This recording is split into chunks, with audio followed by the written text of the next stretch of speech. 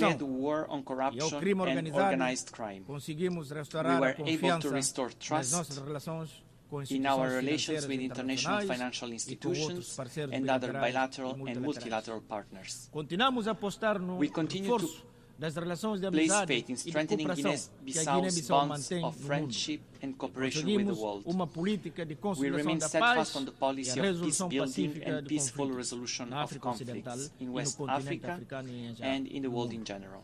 E nesse quadro se inseriu as visitas de amizade e trabalho que nos últimos meses efetuei a Rússia, a Ucrânia, a Israel e a Palestina. E nesse contexto, reitero o meu apelo para se pôr fim ao embargo injusto e muito prejudicial a que o povo irmão de Cuba está submetido há décadas. Senhor Presidente, distintos chefes de Estado e de Governo, minhas senhoras e meus senhores, recentemente tive a honra de servir a África como presidente da Aliança Africano contra a Malária e registramos progressos significativos num contexto mundial muito difícil. Apostamos na mobilização de apoios para a posição do Fundo Global, trabalhamos com o setor privado e para promover a produção de medicamentos, vacinas e redes contra a encorajamos a transferência de tecnologia para empresas africanas. E lançamos, a Alma vai registrar déficit de 1,5 mil milhões de dólares, o aquecimento global e as precipitações associadas às alterações climáticas. Estão a expandir o alcance geográfico dos mosquitos e assim expor a ameaça da malária a mais de 170 milhões de pessoas no continente africano. Aproveito esta ocasião para felicitar o secretário executivo da ALMA pelo seu serviço louvável que realizou. E agradeço ainda todos os parceiros da ALMA pelo apoio crucial que deram no combate contra a malária durante o meu mandato.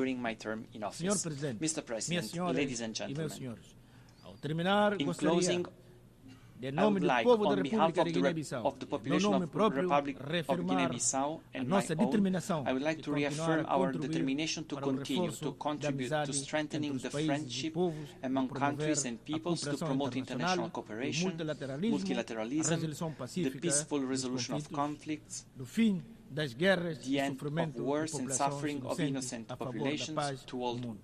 Muito obrigado. I thank you. On behalf of the Assembly, I wish to thank the President of the Republic of Guinea-Bissau.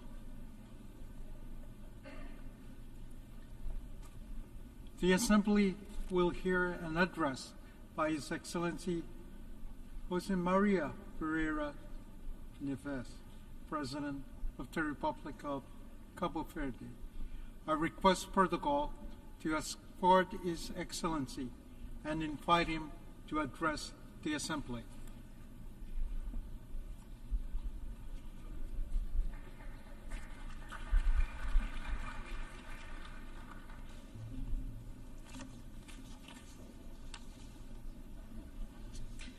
Excelências, inúmeros conflitos armados continuam a assolar várias regiões do mundo, com impacto devastador sobre as respectivas populações, comunidades e agentes humanitários, com especial destaque para o que se verifica no Médio Oriente, cujo potencial de escalada e risco de alastrar é por demais evidente.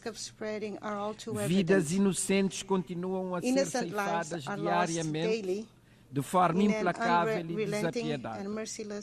Apelamos às partes envolvidas, à comunidade internacional e às instâncias internacionais pertinentes para que não sejam poupados esforços para, pela via do diálogo e em plena observância dos valores defendidos pela Carta das Nações Unidas, do direito internacional e do direito humanitário, por termo a esses conflitos e assim permitir o regresso paulatino à normalidade e a possibilidade de construir um futuro que seja melhor do que este presente de destruição e morte indiscriminada.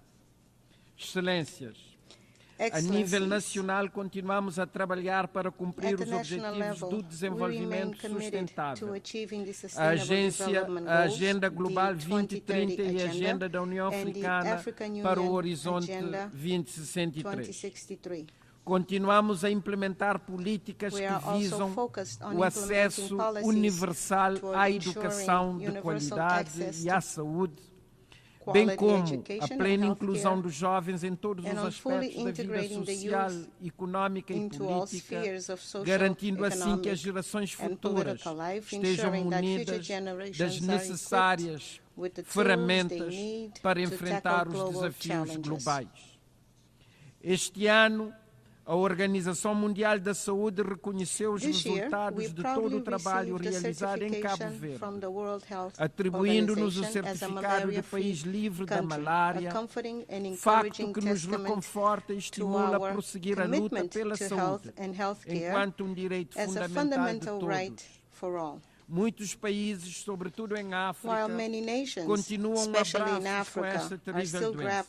No entanto, com uma aplicação eficiente das tecnologias atuais, temos uma oportunidade única de erradicar essas doenças evitáveis e tratáveis que há muito atormentam a humanidade, causando sofrimento, impedindo o progresso econômico e aprisionando milhões na pobreza.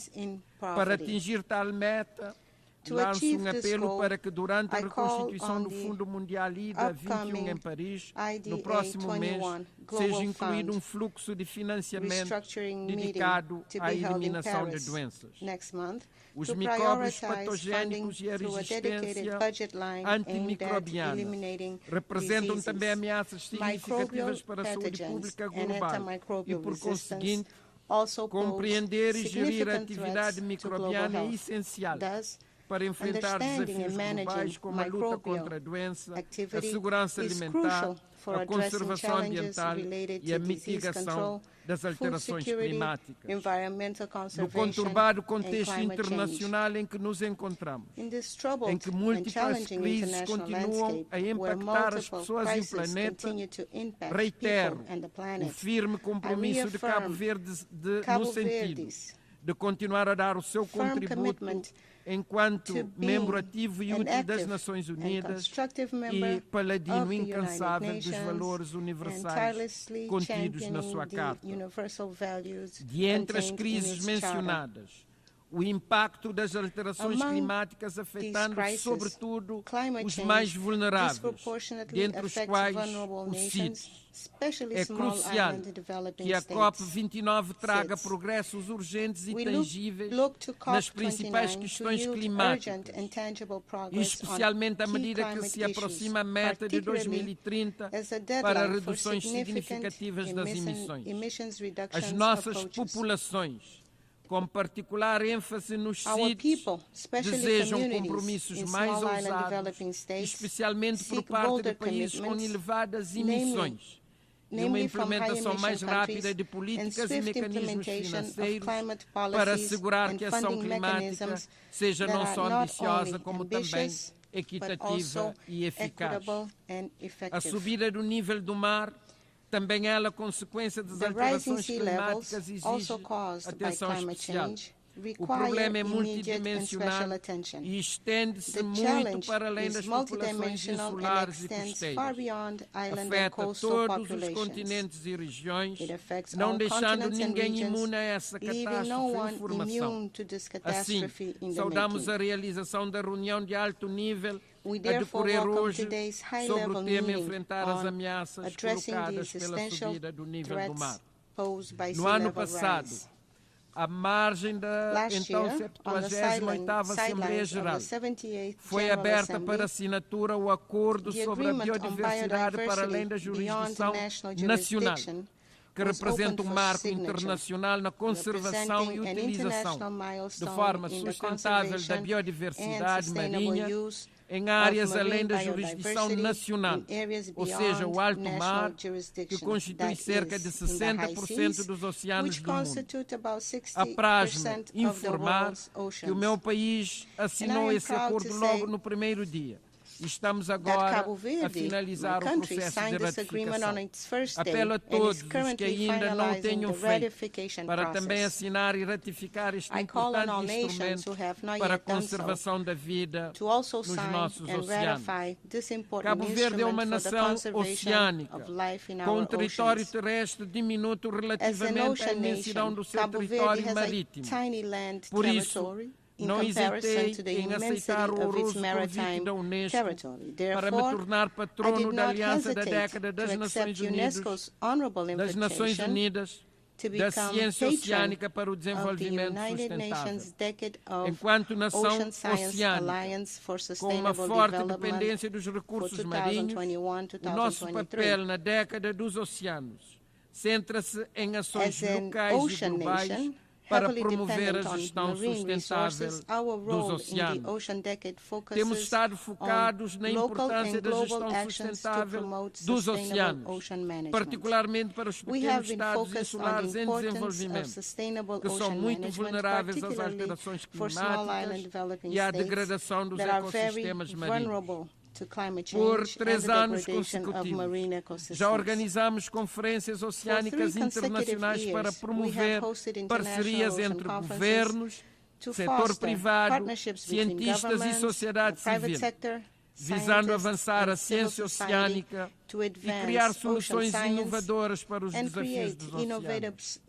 É importante reunir as principais partes interessadas para impulsionar soluções colaborativas para os oceanos, ajudar a desenvolver capacidades de investigação para estudar o impacto das alterações climáticas, da acidificação dos oceanos e promover a partilha de conhecimento e a transferência de tecnologia para melhorar os sistemas de monitorização e observação dos oceanos. Realizou-se, em maio último, a 4ª Conferência das Nações Unidas sobre os Pequenos Estados Insulares em Desenvolvimento e regozijamo-nos com o sucesso da mesma.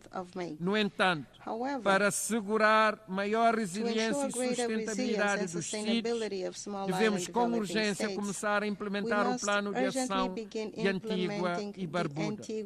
Cabo Verde continua a jogar um papel ativo no seio dos sítios e vai acolher, no primeiro trimestre de 2025, uma reunião de alto nível da região Atlântico, Índico e Mar do Sul da China, visando implementar a criação de um mecanismo de coordenação desta sub-região dos sítios.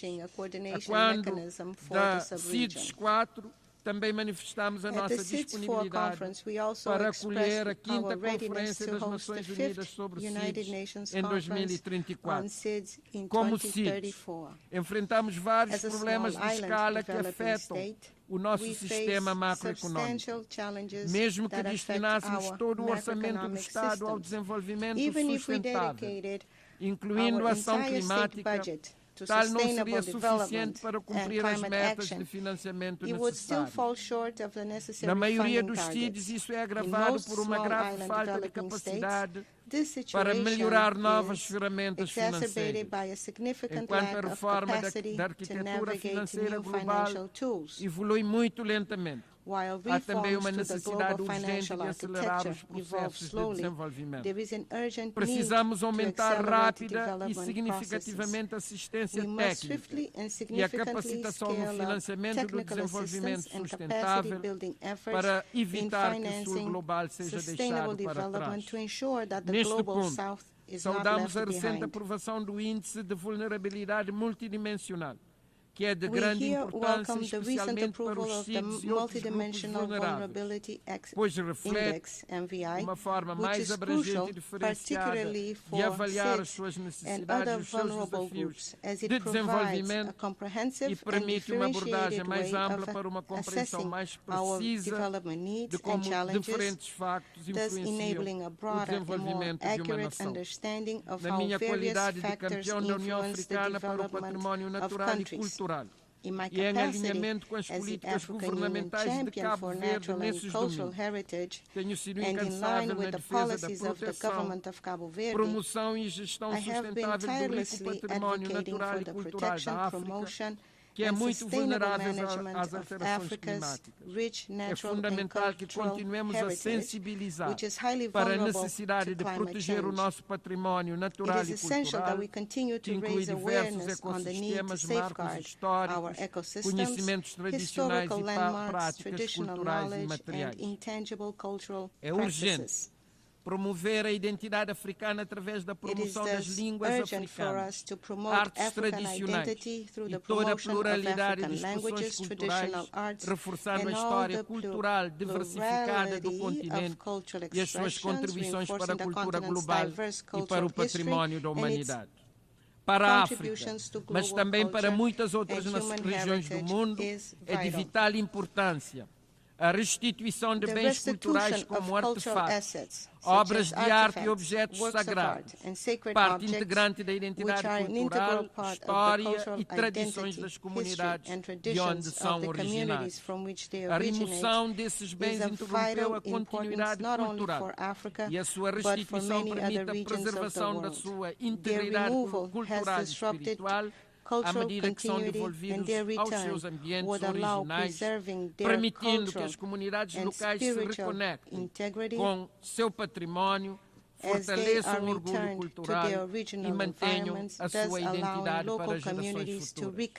Apraz-me anunciar que em 2025 realizaremos em Cabo Verde um encontro de alto nível dedicado ao tema da criolidade atlântica, com a participação de académicos, historiadores, cientistas sociais, estudiosos das línguas crioulas, artistas, escritores, cineastas, homens e mulheres da cultura, mas também líderes mundiais, todos representando uma pluralidade de espaços geográficos de afirmação da criolidade atlântica, enquanto uma construção da qual fizeram parte integrante os africanos e seus descendentes.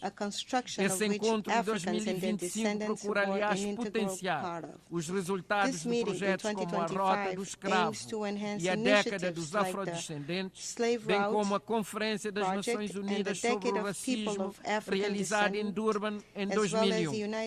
Temos em vista, pois, debater e enaltecer a criolidade, enquanto uma realidade complexa e riquíssima, resultado da relação humana tecida entre povos dos diversos continentes periatlânticos no decurso das navegações oceânicas iniciadas no século XV, visto que de tal encontro emergiram e perduraram no tempo novas formas de cultura e de organização da sociedade, representando um momento particularmente fecundo de inovação social e cultural. Serão, por conseguinte, dias intensos de reflexão académica, científica, mas também de demonstração artística, de intercâmbio e reconexão culturais, desde as artes performativas à culinária crioula, ao artesanato, à música.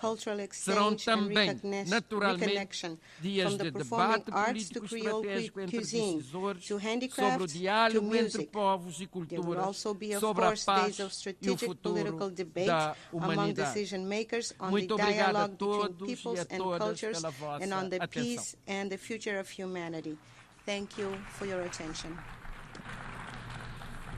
On behalf of the Assembly, I wish to thank the President of the Republic of Cabo Verde.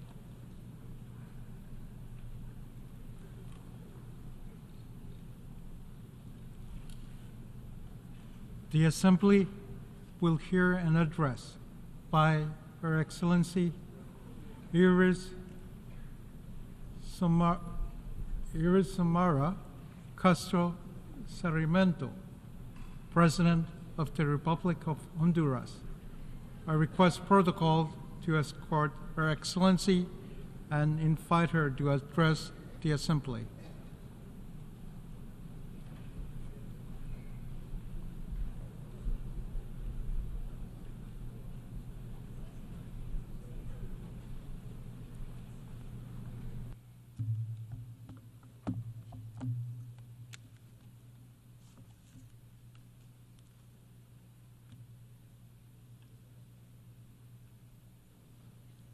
Señor Presidente de esta Asamblea General, President of the General Assembly, Señor Secretario General United de Nations las Secretary Naciones General, Unidas, distinguidos presidentes, distinguished primeros presidents, ministros prime ministers, y dignatarios presentes de and países dignitaries de esta magna representing the Asamblea de las countries Naciones of this great Unidas. assembly of the United Nations. Comparezco ante esta Asamblea I speak como to la you presidenta from this de rostrum Honduras as representante de un pueblo as the que ha representative resistido of a people la opresión, who have resisted la explotación oppression, y la violencia exploitation, estructural and structural impuesta violence por siglos. imposed against us for centuries. Hoy estoy amenazada por las mismas Today, I fuerzas am del threatened capital by the same que hace forces of 15 capital años dieron un that golpe 15 de years Estado ago al perpetrated presidente a coup Manuel d'etat Zelaya. against President Manuel Esta Zelaya. nueva conspiración la denuncié en I las called out calles, this new conspiracy en las masivas in the streets concentraciones during del the pueblo, huge gatherings el of 14 people that took y place 15 on de the 14th septiembre, and 15th of día September, de nuestra independencia de la our patria. country's Independence Day. Me amenazan porque he I'm being impulsado threatened cambios because estructurales I have brought in del modelo structural changes económico to y he the economic denunciado model, el injusto and because I régimen have tributario called out que perpetúa the unfair desigualdades, taxation regime that perpetuates alimenta inequalities, a los poderosos that y gives explota to the most a los powerful pobres. and that exploits the poorest. Nuestra soberanía es base fundamental Our y sovereignty principio is indeclinable de the las fundamental relaciones basis and internacionales. undeniable principle of international Pero en relations. Honduras However, in Honduras, continúan imponiéndose they prácticas continue to impose coloniales, colonial injerencias, practices, dominios interference, económicos, economic, mediáticos, media, and políticos. political domination against us. Los poderes supranacionales y algunas empresas Supranational powers and multinacionales some multinational son corporations productos de élites corruptas, are público-privadas, the results of que no tienen corrupt otra public-private finalidad que elites incrementar su that have capital. no other goal than to La increase their globalización capital. ha fracasado en su misión de llevar Globalization has failed in its prosperidad mission to bring para los prosperity to pueblos. people. Sus resultados evidencian la Its concentración de las results riquezas lay bare the a los concentration países of más wealth ricos y a las in the élites, most rich countries and mientras among la clase the trabajadora elites, whilst at the same es time relegada the working class y is obligada cast a aside migrar y a and sobrevivir. forced to migrate in order to survive. En esta asamblea, At la this mayor parte assembly, de los mandatarios de the América majority Latina y del of Caribe leaders from Latin America and the hemos Caribbean denunciado el capitalismo have called global out global capitalism como el principal as destructor de los recursos the main naturales factor y responsible opresor for the destruction of de las natural resources condiciones de vida and de la as the humanidad. oppressor of La the acumulación de las conditions ganancias of life of económicas humanity. prevalecen Accumulation sobre el of interés economic humano gain y prevails el above rol de human los interest, organismos financieros and the role of internacionales international financial con sus bodies préstamos condicionados with their y recetas loans with conditions fiscales y attached to them financieras and fiscal solo and financial agravan income la situación de are things pobreza that only y aggravate the dependencia de situation of nuestras poverty naciones. and dependency of our countries. Las políticas neoliberales, privatizadoras, Neoliberal continúan privatization policies deteriorando el continue acceso a los to pueblos weaken people's a los access to servicios de services agua, like services energía, of water and energy, a la salud, health a la services, educación, education, al trabajo, a la work, seguridad social. social security. Los tratados de libre comercio Free trade impuestos a agreements nuestros pueblos imposed against our peoples vulneran la soberanía undermine y our anulan las sovereignty posibilidades and a nuestros productores remove de the competir en igualdad ability de of our producers condiciones, to compete on an equal provocando footing, cada día el encarecimiento al causing costo de la the vida. cost of living to increase on a daily basis. La paz, la justicia, la Peace, libertad justice, y la democracia freedom, and continúan democracy siendo valores fundacionales de remain nuestra nación foundational values of our country. No aceptamos su Therefore, secuestro por we parte de 10 cannot familias accept them being más held poderosas hostage en Honduras by the 10 most que se han powerful families apropiado in Honduras, de nuestros principales recursos who are the ones that have económicos grabbed que our se main niegan economic a resources aceptar and los that cambios are que impulso. refusing to accept the changes Tenemos que that I'm profundizar bringing nuestro in. sistema democrático We need to strengthen our democratic través system de consultas populares through y la popular participación consultations real, and through directa the real, de nuestro pueblo. direct and effective participation of our people. El proyecto internacional The de las international ciudades modelo Model sede Cities project, the que vendían nuestro territorio a pedazos ZEDE project, como un that botín was para el capital selling multinacional off chunks of our country aprobado as por apátridas a en loot, el really, for régimen multinational capital. anterior ha sido And that was something that was cancelado supported by definitivamente stakeholders por in mi the gobierno previous del narco socialismo regime, has been democrático. cancelled definitively by my Hoy social democratic government. reconozco el histórico Today, fallo I de la Corte Suprema wish de to express my Justicia gratitude to the y el Supreme Court of apoyo Justice for its del historic Congreso ruling, Nacional. and also to the National Congress for their support. He denunciado el Centro Internacional de Arreglo de Diferencias relativa a I have inversiones CIADI, Called out the porque International Center constituye un for esquema Settlement of injusto de Investment arbitraje Disputes, the que prevalecen los intereses ICSID, privados because it por is an encima de unfair los system intereses de los of estados arbitration nacionales. where private interests prevail En above the estos interests of 2 nation años, states. 8 meses, Over the last 2 aprobé years and 8 una months, reforma I have estructural brought in para a recuperar structural la caja reform única del to Estado, return to a single cancelando un treasury esquema account de for our corrupción country, cancelling construido a scheme alrededor of de la corruption figura that de was los built fideicomisos, around the setting up con of los cuales se trusts saquearon los that were recursos del used Estado. to loot the resources of the state.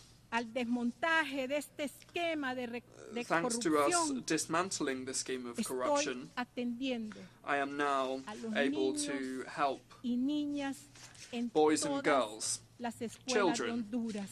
in all of the Y schools of ahora Honduras.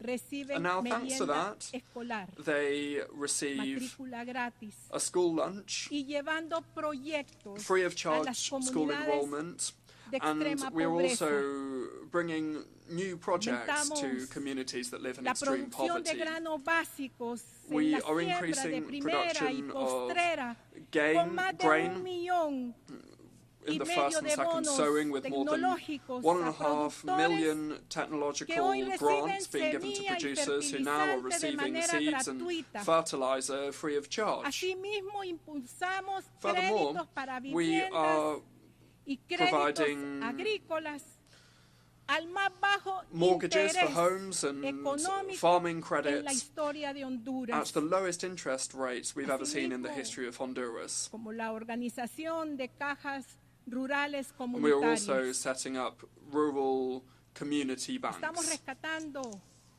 la empresa nacional de energía We are eléctrica, rescuing the National el Electric Energy Instituto de Company, Mercadeo Agrícola, the IMA, Honduran la Agricultural Suplidora Market Nacional de Institute, Productos and the Básicos, National Body Banasupro, for Basic que fueron Products, the privatizadas y Banasupro. abandonadas durante All of 12 these años, institutions I just 7 mentioned meses de la were narcodictadura. privatized and were abandoned for the 12 years Hoy of the beneficiamos a narco-dictatorship. más de 800,000 Today, familias que we are reciben benefiting more energía than gratis 800,000 families who now y receive free subsidiamos el energy. precio de los And we are combustibles subsidizing the para cost of fuel beneficiar a in order todos to los benefit consumidores de all Honduras of the consumers con of los Honduras precios más with bajos the lowest de prices Centroamérica. in Central America. Hay una reducción de 10 lempiras por cada There's a galón de reduction of 10 combustible. lempiras for each gallon of fuel sold. La inversión en infraestructura Investment in es la más infrastructure alta is en la at its historia highest level de in nuestro the país. history of our country. Rescatamos lo público con la aprobación histórica de la construcción de 8 hospitales, approval of la projects to reparación build de 8 miles de hospitals, escuelas, to repair thousands of 3 schools, aeropuertos 3 national nacionales, airports, construcción de carreteras, the caminos building productivos, of motorways, puentes, pavimentaciones bridges, intermunicipales, canchas intermunicipal multideportivas paths, para todo el país, multi-sport centres for the whole of the de country. los 12 estadios And we nacionales. have also refurbished the Y no 2 puedo largest dejar de national stadia. mencionar el I must also proyecto mention más grande the biggest y project más and the most ambicioso en la ambitious historia de project in the Honduras, history of Honduras, que es el plan which is the de plan la to construcción build del ferrocarril a railway interoceánico between entre Puerto the 2 Castilla oceans. It will en go el from Puerto Atlántico Castilla on y the el Atlantic puerto coast de Amapala to en Puerto el de Pacífico. Amapala on the Pacific Ocean. En estos 2 años, 8 meses, Over the last 2 years and 8 hemos months, reducido la pobreza we en have 12 reduced puntos poverty by porcentuales. 12%. Y con el plan de solución contra el And crimen, with the plan confirmado to por la Secretaría de deal Seguridad, with crime, con la cooperación de las Fuerzas confirmed Armadas, by the Secretary for hay Security with una the cooperation of the disminución armed forces, histórica we're de seeing an 15 historic puntos reduction en los homicidios, of 15 la points mayor in the murder rate, reducción which is the en largest los reduction that últimos we've 20 seen años. over the last 20 years. Mi programa de cero My deforestación zero para el año deforestation 2030 program for ha logrado 2030 resultados has históricos achieved en la historic results conservación de las áreas in the protegidas conservation de of los protected bosques areas y los ríos de Honduras. of Honduras's forests La and utilización rivers. de los fondos públicos The use of public funds en la caja única del Estado in the state single de forma account honesta y in an honest and patriótica patriotic way es is being para done beneficio in order del to pueblo benefit hondureño. the people of Honduras. Pueblo del mundo, People of the world, quiero alzar la voz I wish to ante el raise asesinato my de Juan voice to López, speak out regarding the líder murder of Juan social y López, político a social que leader denunció and permanentemente el modelo politician de who explotación constantly extractivista. called out the exploitative, Repudio y extractive condeno model. el vil asesinato I absolutely condemn y he this vile murder. ordenado que se utilice I have toda ordered la the capacidad use of de las the fuerzas full del force orden of y de los law organismos enforcement operadores de justicia and para the justice system investigar, in order to identificar, investigate, to capturar identify, y capture, condenar a los and autores to intelectuales y prosecute the materiales de intellectual este and crimen. material perpetrators of this Mi crime. solidaridad con su familia, I extend my solidarity to his family, to y con sus his amigos. colleagues, and to his friends. Soy la presidenta pro tempore de la I am the Comunidad de pro Estados tempore Latinoamericanos y Caribeños CELAC. President of the Community of Latin Somos American and 33 Caribbean States, estados. CELAC. We're 33 Como different countries there. presidenta de Honduras, As President of Honduras, mi primera acción fue my first alzar mi action voz was to para denunciar el genocidio en call out contra del pueblo and palestino. condemn the genocide against the Ya Palestinian son people. más de 40,000 personas Already, inocentes more than asesinadas por un bombardeo 40,000 al que innocent algunos people países have been han murdered by premiado con su bombing. silencio. And in response to that, De aquí elevo some countries have también remained mi voz, silent. I also exigiendo must raise el my fin voice de este genocidio. and call for an end to this El genocide. Líbano no debe de convertirse en otra Lebanon must franja de not Gaza. become another Gaza Strip. Exigimos el cese inmediato We demand al an fuego immediate en Líbano. ceasefire in Lebanon. El pueblo haitiano The Haitian people demanda de nuestra cooperación y solidaridad como are calling for our organización de países cooperation de and América solidarity Latina y el as Caribe. an organization of countries in the Haití Latin America and the Caribbean. Es la primera patria Haiti liberada del is colonialismo, the first motherland to have been freed from colonialism, and it deserves our full attention. And so, in the next few days, I will convene the presidents that make up CELAC to show our commitment to Haiti. Asamblea General ha rechazado This General Assembly, durante 30 for more than años, 30 con years, una abrumadora with an mayoría, overwhelming majority, el inhumano has embargo rejected contra el the pueblo de Cuba. inhumane embargo imposed against the Este people of infame Cuba. bloqueo comenzó This en terrible embargo began 1960 in 1960, y a partir de 1992 esta since Asamblea 1992, General this General Assembly ha emitido más de 30 resoluciones para has que Estados sent out more Unidos than ponga 30 fin a resolutions este cruel calling for the United bloqueo. States to put an end to this cruel embargo. Mando que se ponga fin al I also injusto call bloqueo for an contra el end to hermano the pueblo de unfair Nicaragua y blockade de imposed Venezuela against the kindred peoples y of Nicaragua and exigimos que se Venezuela. retire a Cuba We also en call el listado de for los Cuba países to be removed terroristas. from the list of terrorist countries. Ayer entregué al Yesterday, secretario general I delivered to Antonio the Secretary Guterres General, Mr. Antonio el Guterres, convenio que the formaliza agreement that formalizes el apoyo de Naciones Unidas the para UN luchar support contra la corrupción. to fight against corruption impunidad. and impunity.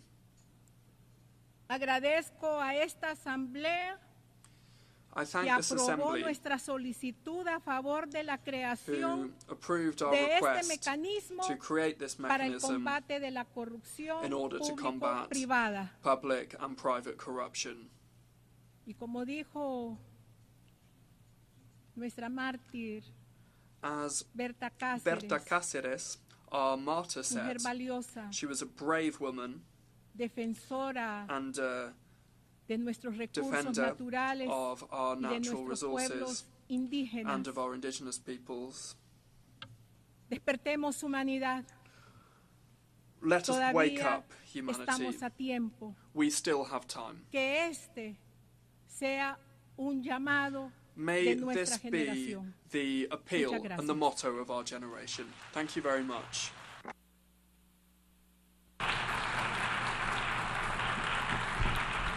On behalf of the Assembly, I wish to thank the President of the Republic of Honduras.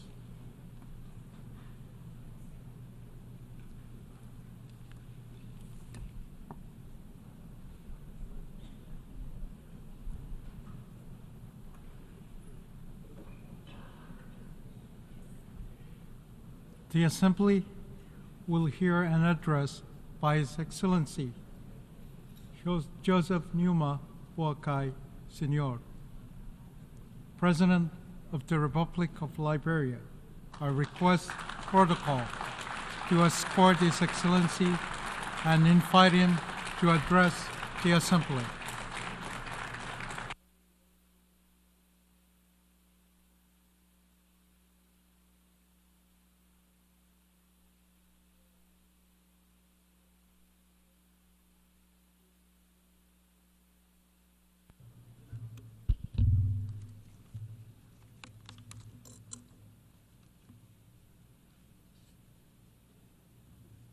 His Excellency, Herman Yagan, President of the 7th and 9th session of the United Nations General Assembly, His Excellency Mr. Antonio Guterres, Secretary General of the United Nations, Excellencies, Heads of State and Government, Ambassadors, Heads of Delegations, and esteemed delegates, distinguished ladies and gentlemen.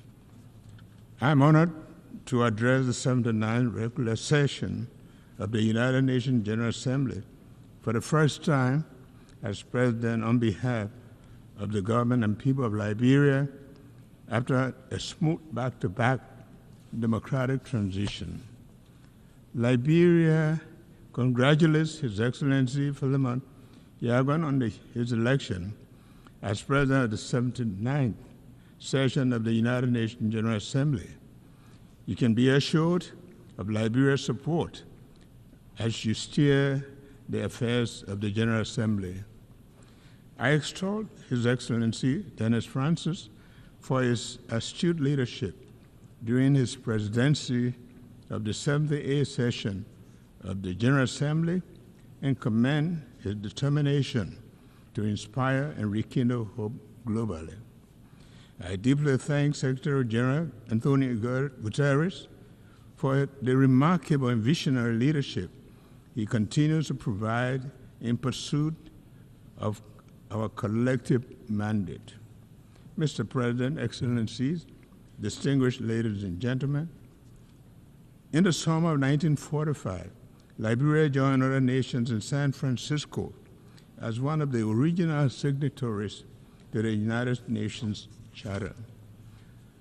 On that fatal day, the world, having suffered the scourge of war, was full of hope and determined to reverse the past. Nearly 80 years on, and reflecting on the preamble of the United Nations Charter, which declares our commitment to promote social progress and better standard of life and larger freedom, we ask the question, has our reaffirmation of faith in the dignity and worth of human person made 8 decades ago had been realized? We must admit that the world has changed and the frontiers that we now embrace are different. In it, greed, insensitivity to the poor, the international drug epidemic, money laundering, dynamics of climate change, and the impact of social media must compel us to rethink our approach to global peace and security. Our beloved United Nations must undergo the institutional and philosophical reflections required to respond to the new age. As we assemble under this theme, unity in diversity for advancement of peace, sustainable development, and human dignity for everyone, everywhere, it is important to recognize the shared values and collective efforts that come from our unity with diversity. We must acknowledge these as essential for the advancement of peace, sustainable development, and the inherent dignity of every human being worldwide. By doing so, we can build a better world where no one is left behind. Like many nations gathered at this assembly, Liberia recommits to the Sustainable Development Goals. Since the end of the development path that will lead to building a capable state, 12 years ago, we dared to dream of a future within the realm of possibility, harboring core national aspirations to transform the future. Named Liberia Rising or Vision 2030, it has been the driving force behind all of our planning efforts. The building of blocks and the tenets of Vision 2030 are significantly aligned with the Sustainable Development Goals. Our government's Arrest Agenda is a comprehensive approach developed to address the economic and social needs of millions of Liberians, especially the youth, who account for 60% of our population. With emphasis on agriculture, roads, infrastructure, development, justice, and the rule of law, education, sanitation, health, and tourism, the agenda had mainstreamed the SDGs as is designed to take Liberia to the finish line of the 2030 Sustainable Development Goals. The fight against poverty, the promotion of human dignity, a steadfast commitment. Despite our progress, poverty remains a significant challenge, with over half of our population living below the poverty line. The Sustainable Development Goals aim to eradicate poverty in all forms by 2030. ensure social protection for the poor and vulnerable, improve the access to essential services. Liberia is dedicated to assessing the levels and the causes of poverty and implementing strategies to reduce it and promote shared prosperity. My government also acknowledges pressing need to address maternal and newborn mortality by implementing robust monitoring and evaluation of health services in the country to accelerate the reduction of maternal and newborn mortality. We are particularly blessed and pleased with the United Nations HC Joint Mission to Liberia this year, which concluded a commitment to combat the high burden of increasing newborn deaths. We welcome the United Nations General Assembly's decision to declare July 25th as the International Day of Women and Girls of African Descent this year. This significant milestone acknowledges that women and girls of African descent have unique opportunities, but they also have challenges that the global fight against slavery and racism is necessary to achieve gender equality. Liberia credits its credentials by producing the first woman president of the United Nations General Assembly, Angie Brooks Randall, and first female president of Africa, President Ellen Johnson Sirleaf. Liberia has witnessed and continues to witness the immense contribution of women and girls of African descent in politics, culture, and every area of societal development. Excellencies, distinguished ladies and gentlemen, Liberia has enjoyed uninterrupted peace for almost 2 decades, following the 14 years of civil conflict. During this time, we have held 4 democratic elections, with last year's election marking the 4th since the return to democratic order in 2006. In January this year, Liberia achieved a historic milestone by peacefully transitioning from one democratic government to the other. This progress is significant because before the 2018 transition, the last democratic transition occurred in 1944, about 74 years earlier. We are gradually fostering and solidifying our democratic culture, ensuring that democracy is here to stay in Liberia. Now it is time for our people to reap the democratic dividends. The rule of law is fundamental for peace, justice, strong institution, and dignity for a human person. Liberia is taking significant strides towards openness, transparency, and accountability by empowering and supporting transparent institutions. Our government is committed to implementing audit recommendations by the General Audit Commission to restore public and donors' confidence in the governance system and improve regional and international cooperation.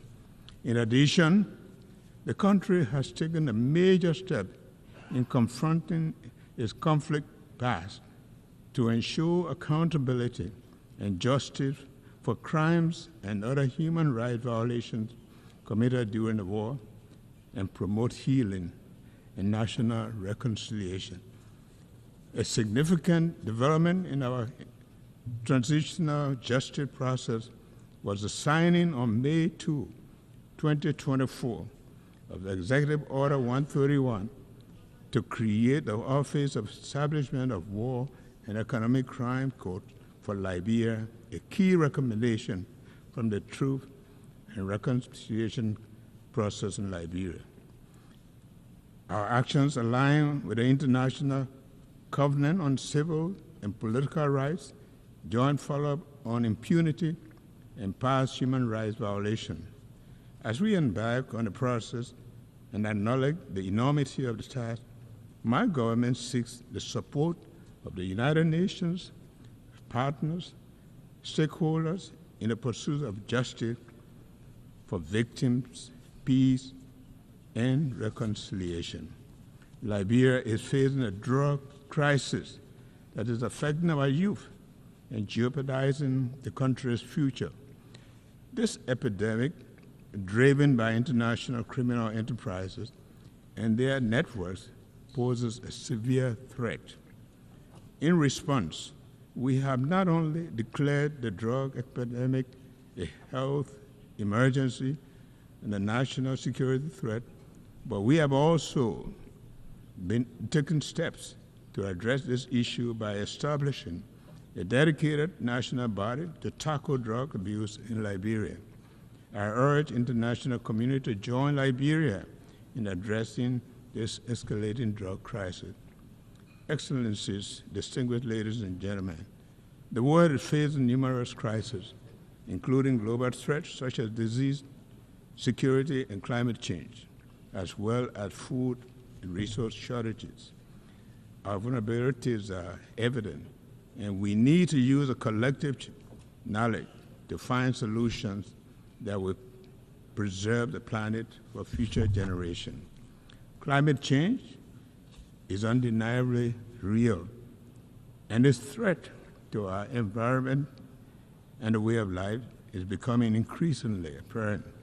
We must take urgent action to address this threat, including cooperative effort to implement Article 6.2 of the Paris Agreement. Liberia, as the most forested country in West Africa, with over half of the land covered by forests, plays a vital role in biodiversity and environmental sustainability. As a result, our country is taking important steps to lead conversation on climate action. My government has called on our legislators and stakeholders to begin looking at the Paris Agreement, particularly under Article 6, to help advance actions towards establishing Liberia's nationally determined contribution to combat climate change. While we take these actions, we are mindful of the need to build capacity and invest in critical areas of our economy, such as using alternative financing for investment in the blue and green economy and technological transfer to support these climate actions. Excellencies, distinguished ladies and gentlemen, the goals we set for ourselves and the future are better served on the foundation of peace and security. Having enjoyed peace for over 2 decades following a long-running conflict, we aim to promote peace and stability at home, in the region, and globally. The threat of conflict to our shared world underscores the importance of collaborative efforts to foster regional and global stability and peace. Therefore, we support all the UN's effort to address peace and security issues worldwide. Liberia is concerned about escalating security challenges in the West African region, including terrorism and economic and political instability. These pose significant threat to regional peace. So we urge full dialogue and cooperation among West African nations to address these issues effectively. Meanwhile, Liberia firmly stands with the rest of West Africa in the resolve to maintain our 50-year-old Regional Economic Commission, ECOWAS, intact. We oppose efforts to disintegrate our union and will not accept the region being used for proxy conflicts.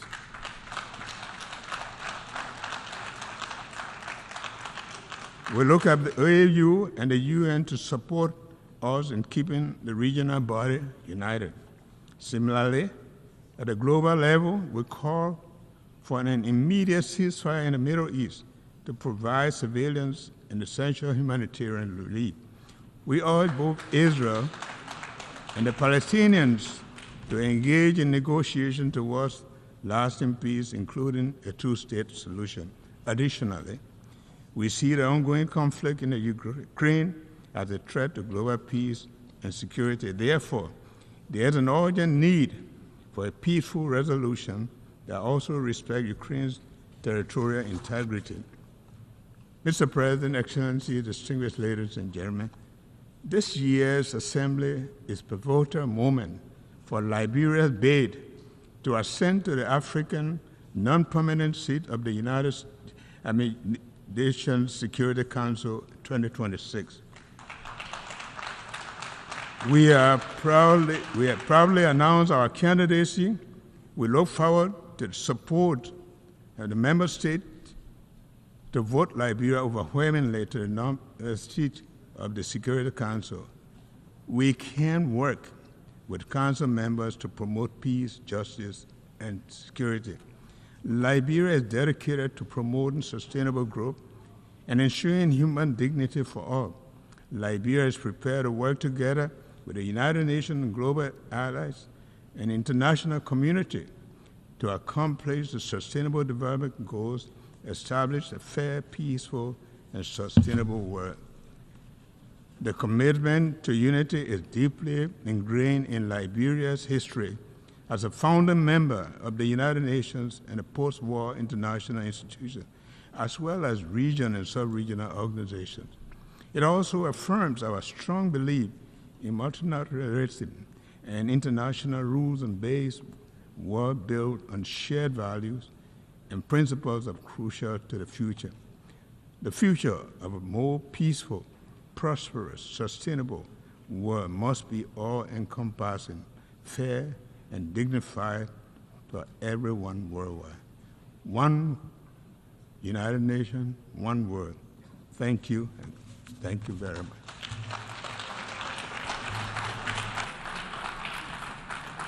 On behalf of the Assembly, I wish to thank the President of the Republic of Liberia.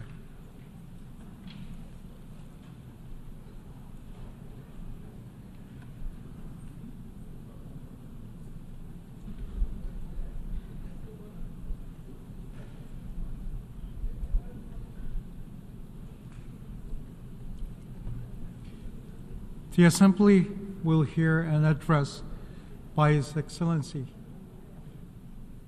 Mokwitisi Eric Keabetswe Masisi, President of the Republic of Botswana. I request protocol to escort His Excellency and invite him to address the Assembly.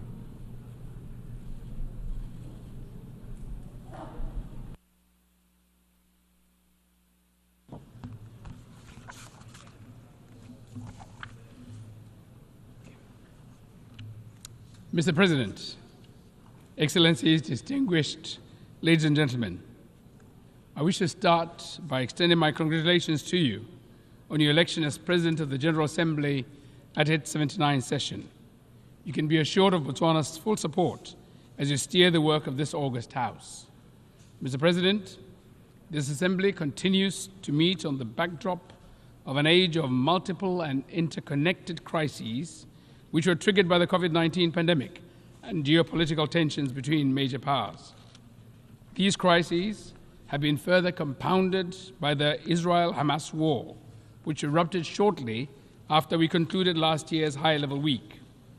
The attacks on innocent civilians on both sides are unacceptable and thus stand condemned. In the same vein, we wish to express our deep concern of the situation in the Gaza Strip, where the war has resulted in catastrophic humanitarian crises and unprecedented fatalities for civilians, children, and humanitarian workers. I should also register Botswana's concern regarding the loss of lives of the United Nations Relief and Works Agency for Palestinian Refugees in the Northeast, UNRWA personnel. I take this opportunity to pay tribute to UNRWA personnel and all humanitarian workers and their commitment to deliver aid, save lives, and alleviate suffering in Gaza and elsewhere. We owe them a debt of gratitude, and they deserve our full protection. Botswana also abhors attacks on UNRWA installations and condemns disinformation and misinformation campaigns against this life-saving General Assembly mandated agency. Botswana firmly supports the work of UNRWA, which entails providing humanitarian and development assistance and protection to Palestine refugees pending the just resolution of the question of the Palestinian question. In this regard, Botswana is proud to be among the countries that joined the Statement of Shared Commitments on UNRWA, which reaffirms support for the agency, its mandate, its staff, and highlights its indispensable role during this difficult time. Mr. President, we wish to reiterate the centrality of the two-state solution in resolving the Israeli-Palestinian conflict and the attainment of a just, comprehensive, and lasting peace. We therefore urge parties to commit to a political process that will pave the way for the realization of the two-state solution in which Palestine and Israel live side by side in peace and security based on the pre-1967 borders. Mr. President, the war in Ukraine also rages on with no indication of an end in sight. We continue to underscore the need to respect the sovereignty and territorial integrity of Ukraine in line with the United Nations Charter and international law. We also call on parties to give diplomacy and dialogue a chance and to seek a peaceful resolution. In Africa, the guns still have not gone silent. We continue to grapple with armed conflict, terrorism, and potentially explosive geopolitical tensions. We commend the African Union, sub-regional bodies, as well as the UN for their efforts in addressing these challenges. In this vein, we welcome the adoption of United Nations Security Council Resolution 2719 of 2023 on the provision of support by the United Nations to AU-led peace support operations on a case-by-case basis and look forward to its operationalization. Mr. President, I must add that this time of escalated armed conflicts, violent crime, and humanitarian crisis requires intensified efforts and more vigilance to protect human rights, advance humanitarian action, and promote the accountability in line with the UN Charter, international law, international humanitarian law, as well as relevant principles such as the responsibility to protect, or R2P. Mr. President, it is evident that peace is under strain across the world. It needs to be revitalized. However, that task can not only be left to multilateral and regional bodies. Governments have a responsibility to create conditions that enable peace to thrive within their countries. Key steps that governments should take include, among others, building effective institutions, committing to good governance, protection of human rights, and upholding democratic values. As many are aware, Botswana has a long track record of commitment to these democratic principles. The implementation of recommendations from our recently concluded constitutional review process, as well as our upcoming general elections on the 30th of October 2024, provide opportunities to deepen our democracy and strengthen our good governance credentials. Mr. President, regrettably, while on the one hand, the scourge of war rages on the other hand, the promises of sustainable development is in great peril. It is deeply concerning that with only 6 years before the 2030 deadline, sustainable development goals are way off track. We learned from the latest Sustainable Development Goals report that only 17% of the goals are on track, while the rest range from moderate progress to stagnation and even regression. There's a lot of work to do. We must take inspiration from and build on the success achieved in the reduction in global child mortality, prevention of HIV infections, attaining girls' parity with boys in education, increased access to energy and the internet, while also scaling up action and investments in areas which are lagging far behind, particularly poverty eradication. The levels of extreme poverty remain disturbingly high, but we cannot attain sustainable development without eradicating poverty in all its forms and manifestations. Poverty eradication is the sine qua non of sustainable development. A comprehensive approach will be required to move the needle in the fight against poverty. We therefore endorse the call for comprehensive social protection systems and inclusive economic policies. Pro-poor policies should also be complemented and reinforced by policies which spur inclusive economic growth and create sustainable employment. Policy interventions that aim to leave no one behind ought to be matched by adequate SDG financing. In this vein, my delegation reiterates the call for predictable, sustainable, and sufficient development finance to developing countries from all funding sources. In addition to livelihood issues, progress should also be accelerated in addressing other forms of inequality within countries, especially gender inequality. Meaningful action is needed to empower women and girls in areas where they are left behind and to combat harmful cultural practices and gender-based violence. Mr. President, extreme weather events and related natural disasters continue to remind us of the severity of climate crisis and the urgency of mitigation and adaptation. In our sub-region, Southern Africa, the El Niño phenomena induced drought and floods, which resulted in devastating consequences on livelihoods and a humanitarian situation that affected over 61 million people. I take this opportunity to reiterate the Southern Africa Development Community's SADC regional humanitarian appeal of at least $5.5 billion aimed at augmenting domestic resources of the affected member states, including efforts to resource mobilization from national, regional, and international partners in response to the impacts of El Niño-induced drought and floods. I cannot overemphasize the need for adequate climate finance for effective climate action. We continue to remind developed countries of their annual $100 billion commitment in climate finance for developing countries until 2025 and call for a more ambitious goal thereafter.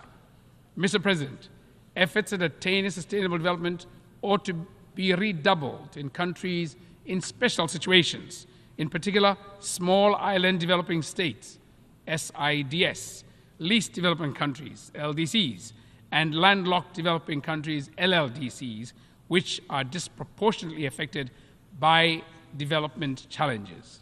Botswana, as an LDC and current chair of the group of LLDCs at the UN, is deeply concerned by enormity of challenges faced by LLDCs in their effort to implement the 2030 Agenda and its SDGs.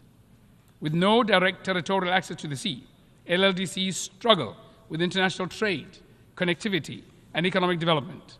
Our countries are cut off from the global marketplace and without the means to develop adequate transport and logistics infrastructure, and inevitably face significant challenges in achieving the Sustainable Development Goals. The forthcoming third United Nations Conference on Landlocked Developing Countries, LLDCs 3, from 10th to 13th December in 2024 in Gaborone, Botswana, under the theme Driving Progress Through Partnerships, will provide an opportunity to effectively address these challenges in an ambitious, action-oriented, and forward-looking program of action. I therefore invite transit countries, development partners, and other stakeholders to join us in the beautiful and vibrant Gaborone as we shape the future for our 32 member countries. Mr. President, as you rightly observe, it is only when we act together that we can effectively deliver meaningful progress for people, planet, prosperity, and peace while leaving no one behind. Without a doubt, the United Nations-led multilateral system remains an indispensable platform for the effective global action that this moment demands. It is therefore of paramount importance that the multilateral framework remains fit for purpose. The onus is on us as member states to ensure that our intergovernmental processes enable rather than stifle effective multinational action and international cooperation. We must not allow the current geopolitical tensions and great power rivalries to get in the way of progress. Our shared values, norms, and interests, as expressed in the UN Charter, the 2030 Agenda, and other relevant frameworks, should remain the North Star that guides our engagements. The spirit of consensus and solidarity ought to be at the front and center of our actions. Mr. President, allow me to conclude by reaffirming Botswana's commitment to working constructively on all agenda items before the General Assembly during this session. This session offers opportunities to turbocharge action for peace, sustainable development, and human rights for the benefit of present and future generations. Let us seize the moment. I thank you. Good afternoon.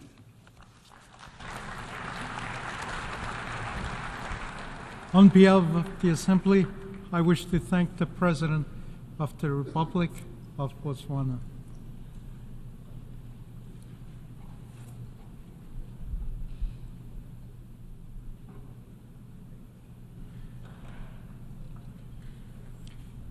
The Assembly will hear an address by His Excellency Emmanuel Macron, President of the French Republic. I request protocol to escort His Excellency and invite him to address the Assembly.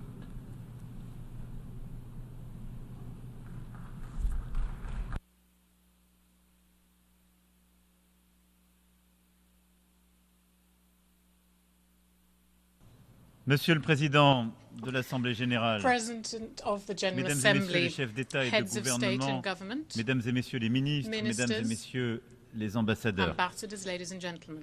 je m'exprime ici au nom I'm d'un pays speaking qui here on n'oubliera behalf of a jamais country who ce will dont les never nations sont forget capables of what nations quand elles are sont capable unies. of doing when they are united. La liberté, Freedom. et la France vient de And rendre France hommage has just paid tribute cette année aux indeed peuples this year d'Amérique, to the d'Europe, peoples of d'Afrique, America, d'Asie et Europe, d'Océanie Africa, Asia, and qui lui ont Oceania, permis de se libérer who de allowed l'emprise us nazie to voilà 8 liberate décennies. ourselves from the Nazi grip. Le progrès et la paix. Progress and peace also. Libérée, la France a fondé avec ses peuples une communauté France, d'États with its libres et peoples, have souverains, created a community of capables free de s'engager states, les uns sovereign envers les states, autres et de able to s'entendre engage sur with each l'essentiel, other and to understand et l'espoir, what is essential. comme celui Also, que nous avons hope. encore vu ces derniers Much temps like we've lors seen des in Jeux recent olympiques times et during paralympiques the Paralympic and accueillis cet Olympic été par la Games France dans la beauté, that France l'enthousiasme hosted et this la year concorde des peuples. with beauty, enthusiasm, Pourtant, and the support of peoples. However, malgré cette liesse, despite this, la trêve olympique unanimement voulue the ici même Olympic truce that est we restée wanted lettre here morte. did Pourtant, not come to life. le danger However, d'une the parole danger sans effet of words et without d'une action diplomatie impuissante and impotent sont là chaque jour diplomacy devant nous. are before us every day.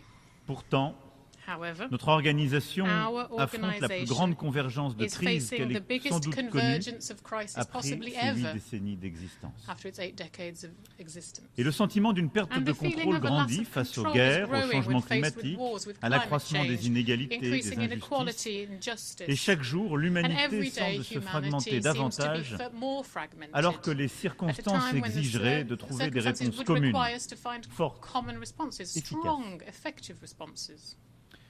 Pour redonner à ces To deux mots, Nations Unies, These leur two puissance words, d'espérance, United Nations, need to embody nous hope devons once again. And nous what must we retrouver, do comme for jadis, this? sur un We socle need to essentiel. find Et this c'est de cela essential dont je voudrais bedrock dire of quelques this, and mots. that's what I wanted to touch D'abord on et avant briefly. tout, Above il faut all, first restaurer and foremost, we les need to termes de la restore confiance et the du respect terms entre of les peuples. trust and respect between Et je les peoples. vois And s'estomper here I can dans see les them débats qui sont often les nôtres. trampled in our Pour ce faire, nous debates. devons en To effet do montrer this, une we need égale to attention à pay ceux qui souffrent. equal attention to those who are Je suffering. l'évoquais ici même As I il y a mentioned 2 ans, here 2 years ago, in fact. conjurant la Let's possibilité stave d'un off the double standard, possibility of having a double une standard. vie égale une One vie. life is La equal to protection another. des civils est The une norme civilian impérative et doit protection is rester an notre imperative norm and boussole, must remain alors our même que North nous célébrons Star. At cette a time année when with this year le we are 75e marking anniversaire the des 75th conventions de anniversary Genève. of the Geneva Et Convention. ne laissons pas And s'installer let's not l'idée, let the un idea seul take instant, root for que a les morts de moment l'Ukraine sont that ceux du those Nord, who died in que les Ukraine morts are de from the Gaza North, sont that ceux du those who Sud, have died in et Gaza que les from morts the des South, conflits au and Soudan, those who dans la died in région des conflicts Grands in Lacs Sudan, in the ou Great en, Lakes region, ou en Birmanie or in seraient ceux Myanmar, would des be consciences those qui, trop whose seules, s'en indigneraient. consequences who are alone Reprendre le ignored. contrôle et Let's restaurer cette regain confiance control and implique restore donc this de partout confidence chercher and la trust, paix, which means that we de should n'accepter look for peace aucune everywhere and différence not accept à any chaque fois differences que la dignité de at la a vie humaine est time en or jeu, indifference at a time when human de lives are at stake. n'accepter aucune Let's not différence accept any à chaque fois que difference when l'intégrité territoriale, la difference being souveraineté made when des États territorial est en integrity jeu. and the sovereignty of states is at stake either. Ces conflits aujourd'hui These conflicts today interrogent notre capacité même call into à question faire our very respecter notre charte des capacity Nations to Unies. ensure that Et our quand je UN vois Charter is certains respected. And when I see some people vouloir proposer la want to paix propose en demandant la peace by capitulation, asking for je capitulation, m'étonne qu'on puisse même it's soutenir surprising une telle we idée. can't even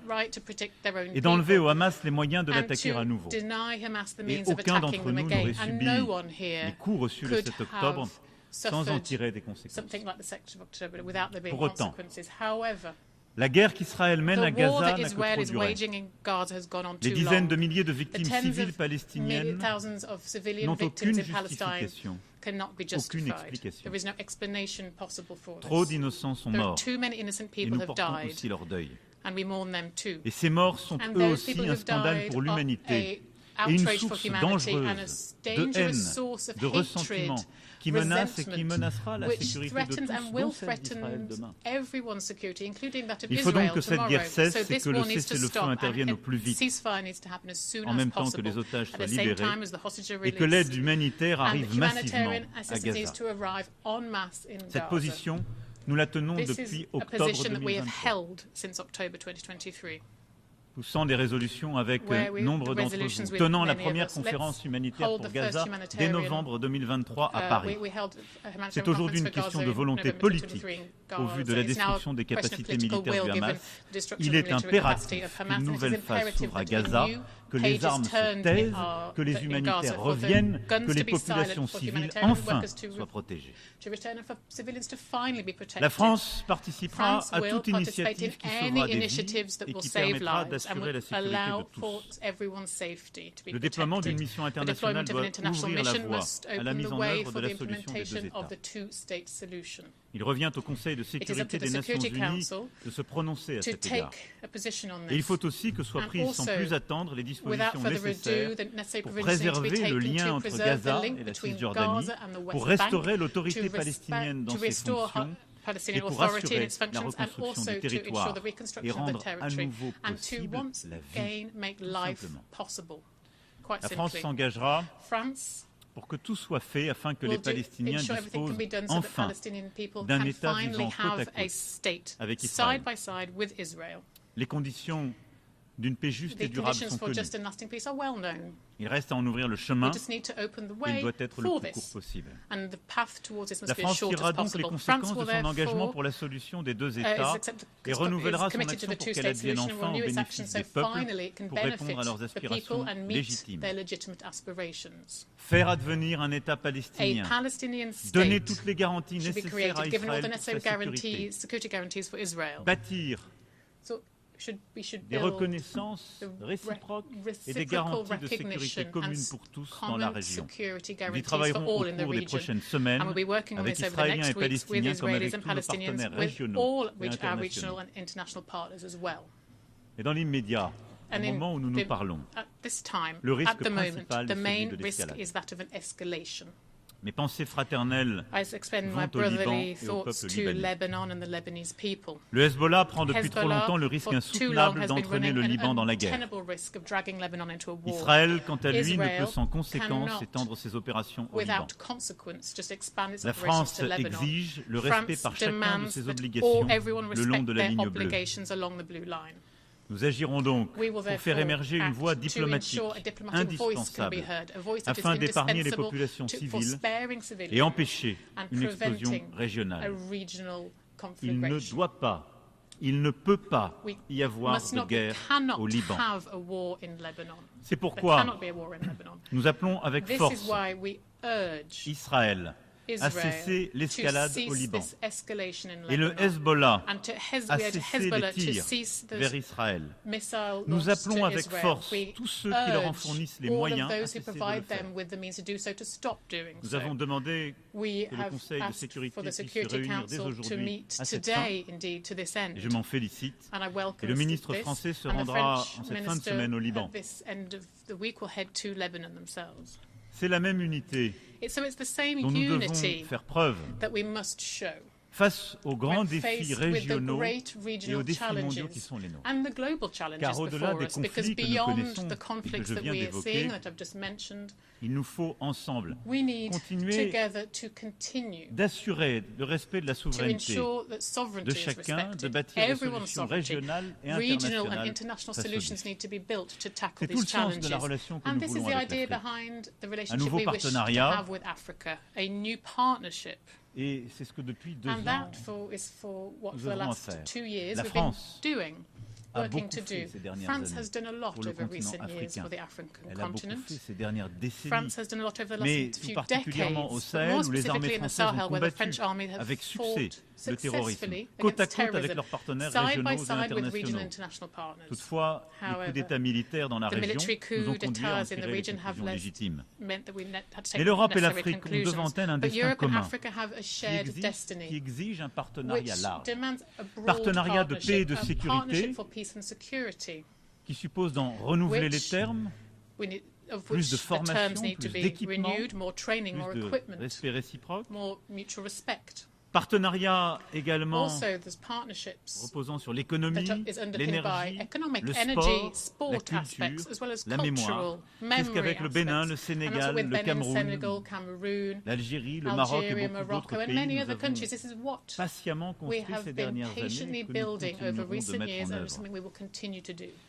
C'est la même philosophie. So this is the same philosophy that for the last 6 years we've been à bâtir un partenariat inédit avec l'Indo-Pacifique, où la France a pour ambition de contribuer au respect du droit international, sans lequel il ne saurait y avoir de prospérité. Dans cette région qui a connu un essor exceptionnel au cours des dernières décennies, certains ont la tentation de s'affranchir des règles, voire d'imposer leur volonté par la force.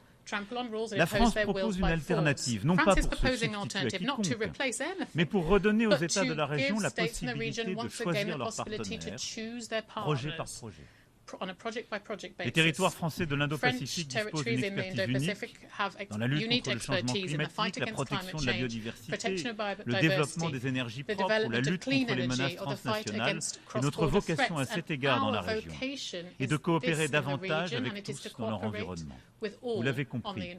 Cette logique partenariale, c'est celle qui vise à bâtir de nouveaux équilibres, à refuser la fragmentation du monde ou les grands-mères anciennes, mais à chercher dans un respect réciproque à bâtir les chemins de stabilité et de paix.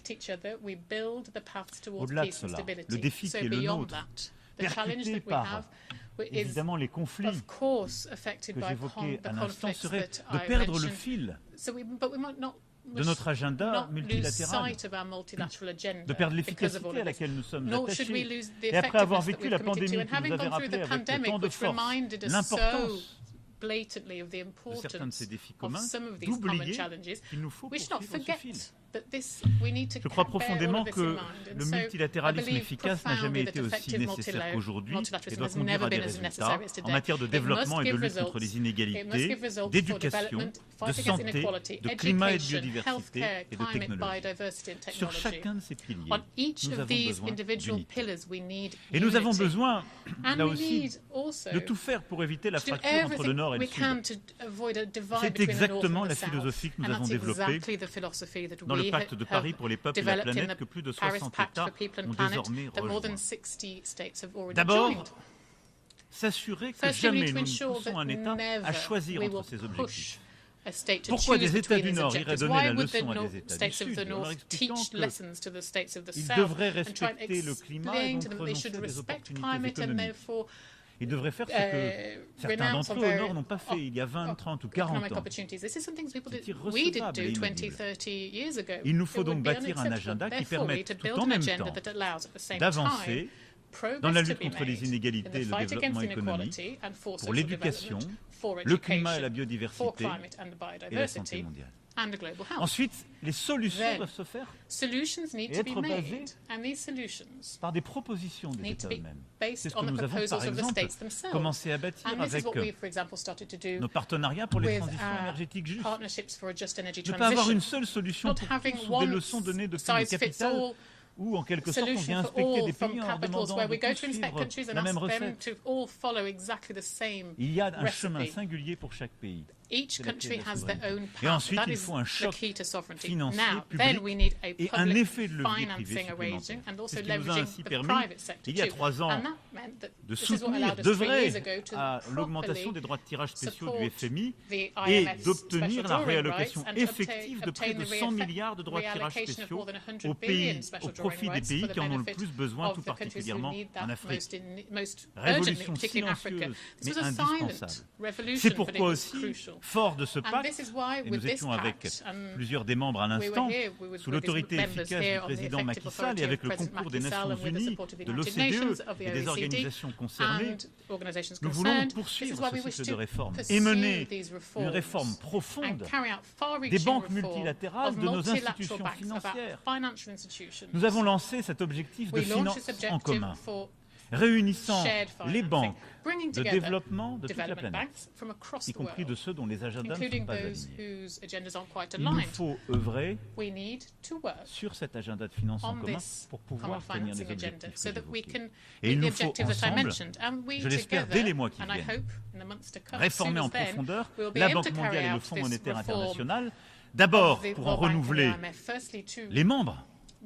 Ces institutions ayant été conçues à une époque où tant d'entre vous ici n'étaient pas indépendants. Il faut en renouveler la structure du capital pour lui donner plus de force. La Banque mondiale et le Fonds monétaire international ont été conçus, pensés, calibrés à une époque où les défis n'étaient pas les mêmes, où l'économie mondiale n'avait pas cette taille, où la démographie n'avait rien à voir. Il nous faut lever les tabous absurdes, des blocages posés parfois par les plus grands qui empêchent les autres de remettre de l'argent de peur d'être dilués. Il nous faut donner les capacités d'agir à ces institutions pour financer les projets dont les pays du Sud ont besoin. Et cette réforme est impérieuse pour notre crédibilité collective. Et je le dis aux États les plus riches et à ceux qui, aux côtés de la France, sont autour de la table, décidez de ne pas le faire. Et vous verrez dans les années qui viennent émerger un ordre alternatif. Il viendra d'autres qui n'ont pas votre agenda. Décidez de ne pas le faire. Et vous serez voués aux gémonies, accusés de cynisme. Et peut-être pas à tort. Cette réforme du multilatéralisme financier est indispensable pour relever ces défis. Il nous faut aussi poursuivre notre agenda en matière de climat, de biodiversité.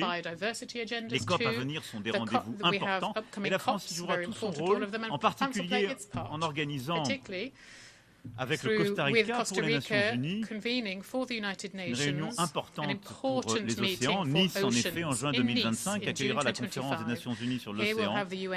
Et nous poursuivrons ce faisant notre travail. Et j'espère que nombre d'entre vous pourront ratifier à cet égard les acquis des derniers mois, en particulier le traité sur la protection de la haute mer, indispensable.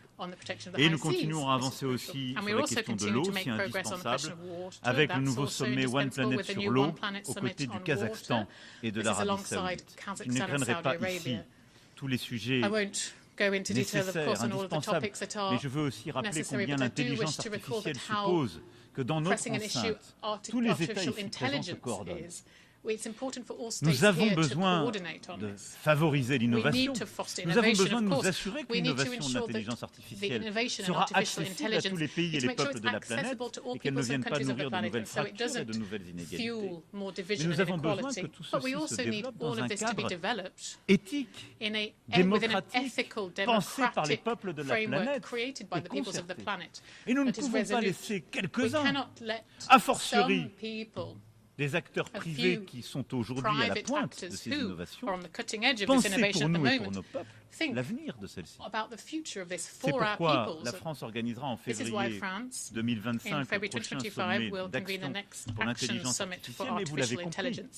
L'objectif est de construire ce cadre commun et je me félicite des travaux qui ont été conduits et coordonné par le secrétaire général et du pacte numérique mondial, bâti avec les meilleurs experts, qui porte totalement cette philosophie dans laquelle nous nous inscrivons. Pour finir mon propos, mesdames et messieurs, ayant conscience que j'ai oublié là tant de situations difficiles, du Venezuela au cœur de l'Afrique, en passant par tant de tensions océaniennes, je voudrais conclure en parlant de nos institutions. J'entends beaucoup de voix s'élever pour dire qu'au fond, les Nations Unies, c'est à mettre à la poubelle. Ça ne sert plus à rien, vous voyez bien, on n'arrive pas à régler les conflits. Ayons en la matière une impatience constructive. Ayons de l'impatience, je l'ai avec vous, on ne peut pas se satisfaire de ne pas savoir régler les choses. Mais soyons clairs, les responsables sont là. Tant que nous aurons un Conseil de sécurité qui est bloqué, je dirais de manière réciproque selon les intérêts par les uns et les autres, on aura du mal à avancer. Est-ce qu'il y a un meilleur système? Je ne le crois pas. Et donc rendons simplement ces Nations Unies plus efficaces, d'abord en les rendant peut-être plus représentatives, c'est pourquoi la France, je le redis ici, est favorable à ce que le Conseil de sécurité soit élargi.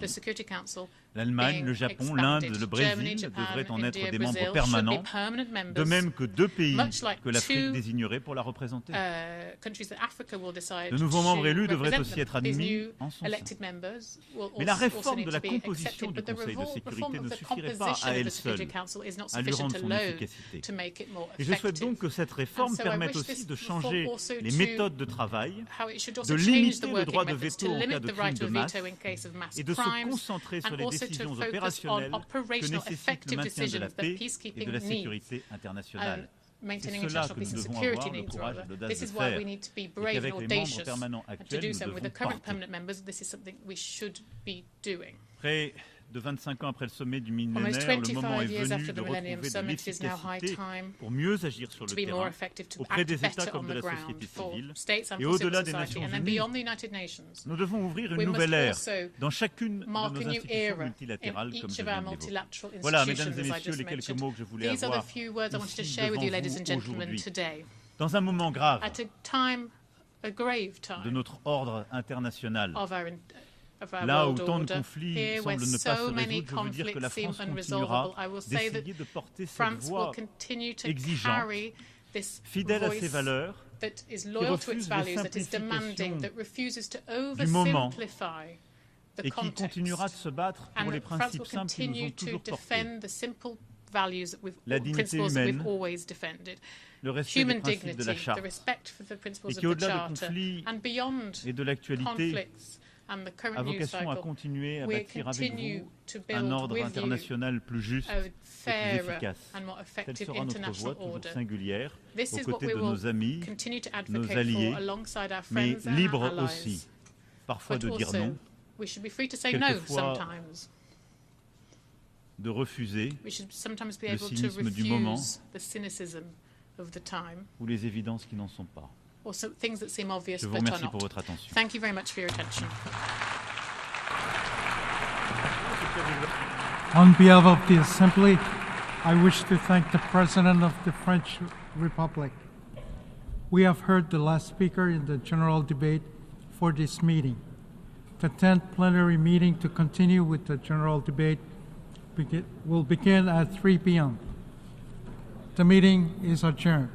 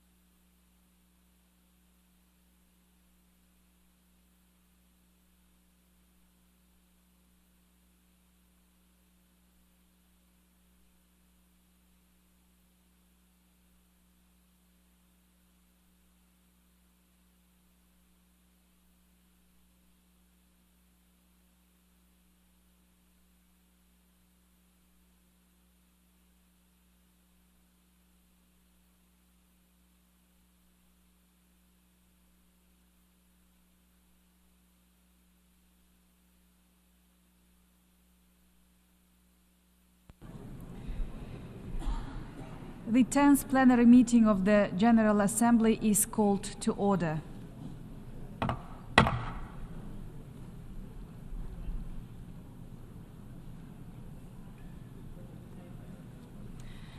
The Assembly will hear an address by His Excellency Denis Bechirovich, Chairman of the Presidency of Bosnia and Herzegovina.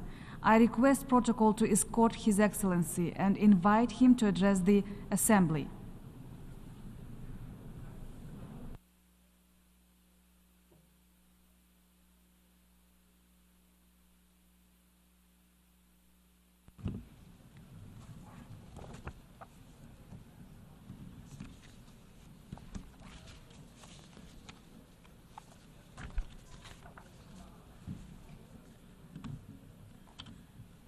Dear President of the United Nations General Assembly, Excellencies, ladies and gentlemen, it is a special honor for me to address the 79th session of the United Nations General Assembly as the Chairman of the Presidency of Bosnia and Herzegovina.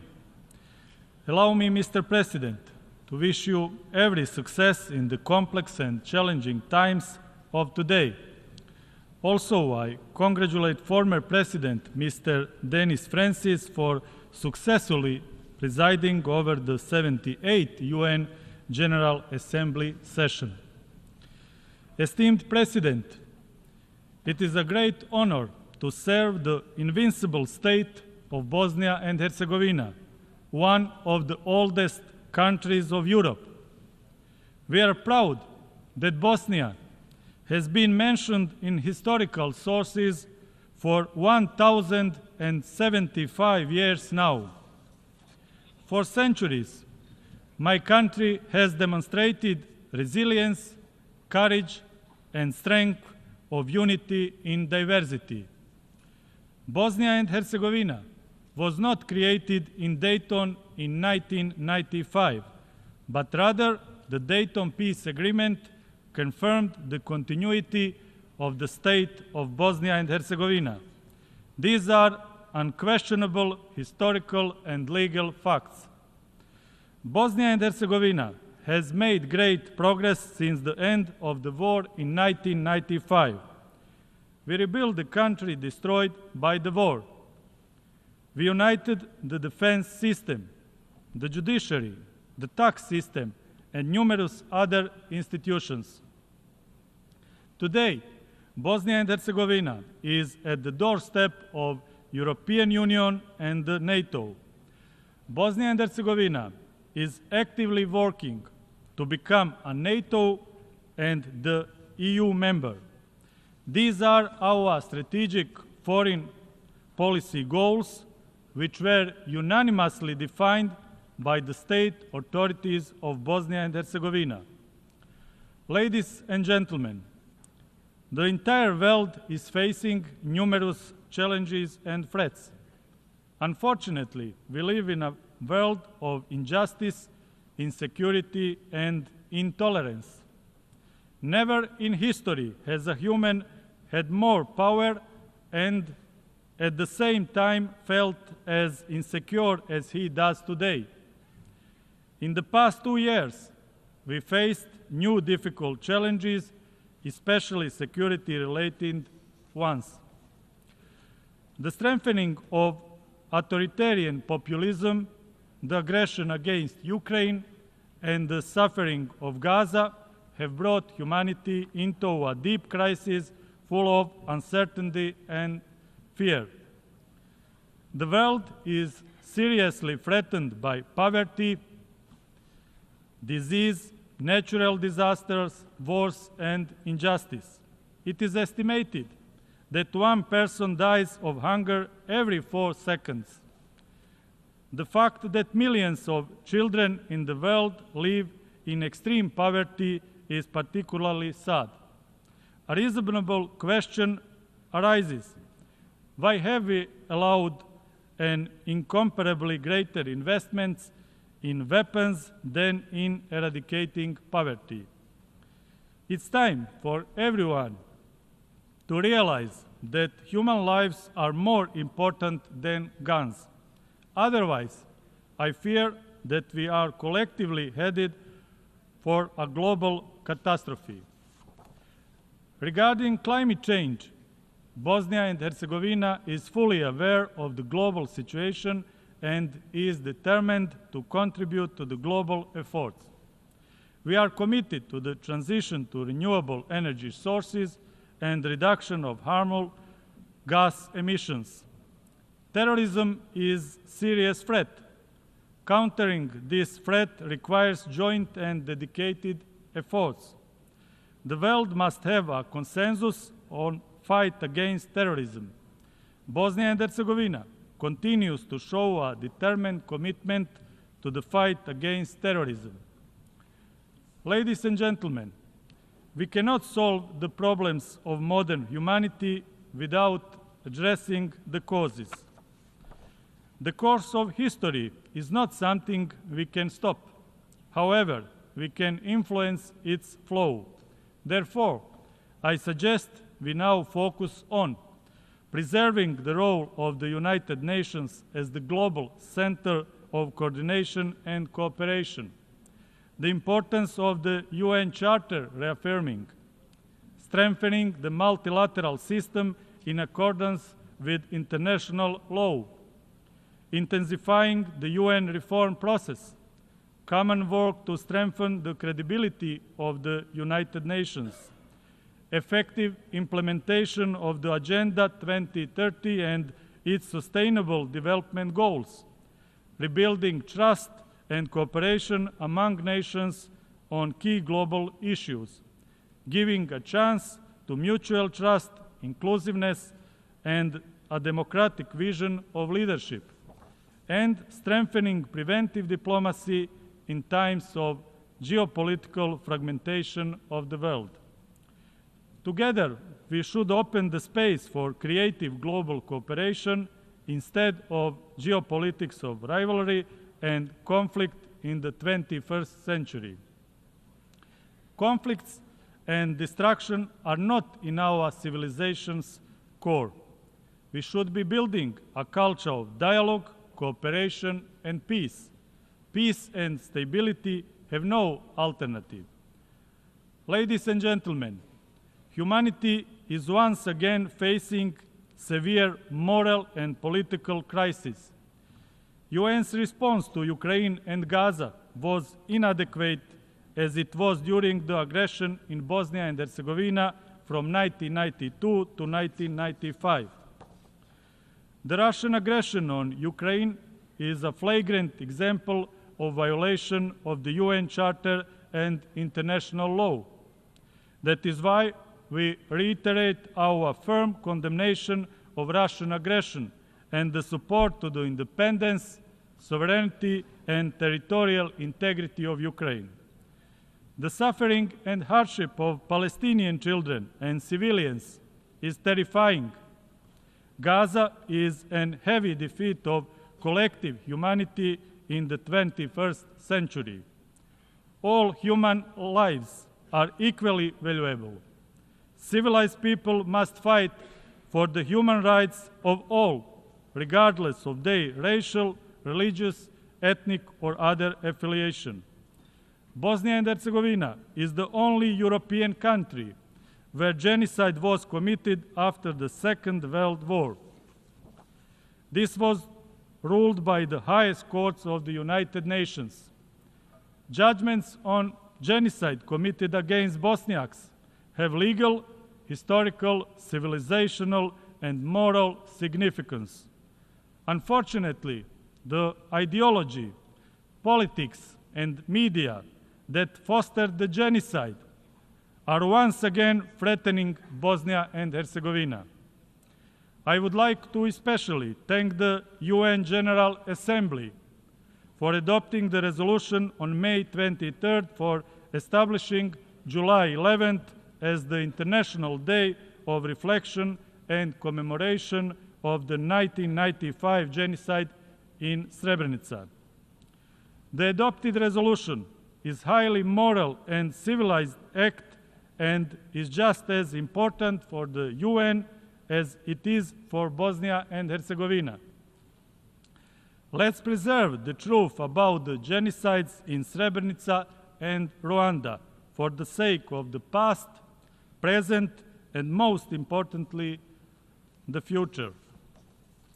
Despite all the injustices, Bosnia and Herzegovina remains firmly committed to the regional cooperation, as that is one of our main strategic foreign policy goals. Bosnia and Herzegovina is a peaceful country committed to strengthening regional cooperation. That is why we actively participate in numerous regional initiatives. For the peaceful future of the Western Balkans, it is crucial that all countries acknowledge there is to be no changes of states' borders. Those who try to do differently risk a dangerous destabilization of the region with unforeseeable consequences. Ladies and gentlemen, here at the podium of the UN General Assembly, I want to publicly warn the global audience that once again the leadership of Republic of Serbia is threatening the sovereignty and territorial integrity of Bosnia and Herzegovina. The greater state aspirations of Serbia toward the territories of other countries in the region are the essential reason why Bosnia and Herzegovina and the Western Balkans are exposed to new dangers. One evidence of this is the destructive declaration by the so-called All-Serb Assembly adopted in Belgrade on June 8 this year. It is not just a declarative act, but a dangerous greater state program document that threatens the Dayton Peace Agreement and the state of Bosnia and Herzegovina. The content of this declaration directly contradicts the democratic and civilized well-established procedures, international and national law, the fundamental principles of the European Union, and the principles that are the foundation of relations between the UN members. This declaration is a threat to regional peace and to the independence, sovereignty, and territorial integrity of Bosnia and Herzegovina. Ladies and gentlemen, finally, as the chairman of the presidency of Bosnia and Herzegovina, I want to emphasize that I am proud of my heroic and dignified homeland, Bosnia and Herzegovina. My country achieved a civilizational and moral victory in the previous decades, despite genocide, the crimes against humanity, and activities of joint criminal enterprises. People in my country want peace and cooperation. We stand for humanity and solidarity. Bosnia and Herzegovina is a global story of hope, courage, and unity. We will protect Bosnia and Herzegovina and its unity in diversity. In this way, we also contribute to global unity. Thank you for your attention.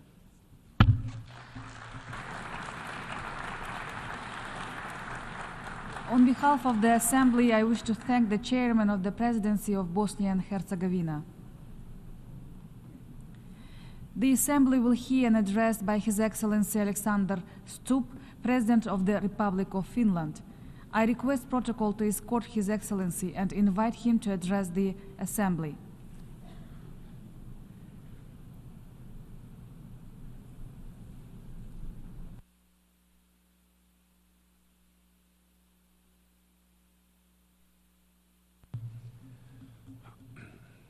Madam President, Excellencies, ladies and gentlemen, the UN was founded 79 years ago.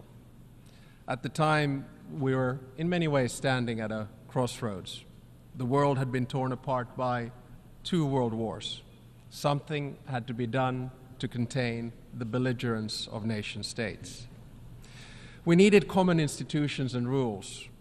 The mission of the United Nations was actually quite simple: to end war and promote peace, to promote justice and a better life for the entire world. And for most of its history, it's been able to do exactly that. I come from Finland. We're a small country in the northeastern corner of Europe. We're a peace-loving nation. Our recovery from World War II and our rise from one of the poorest countries in Europe to one of the wealthiest and safest and, yes, happiest countries in the world is closely linked to the success of the United Nations. Our ability to demonstrate dignity, act with respect, promote compromise has played a critical role in our success story. We are a free and open society. We understand the value of this institution as we've first-hand experience of what it can bestow on a country and its citizens at its best.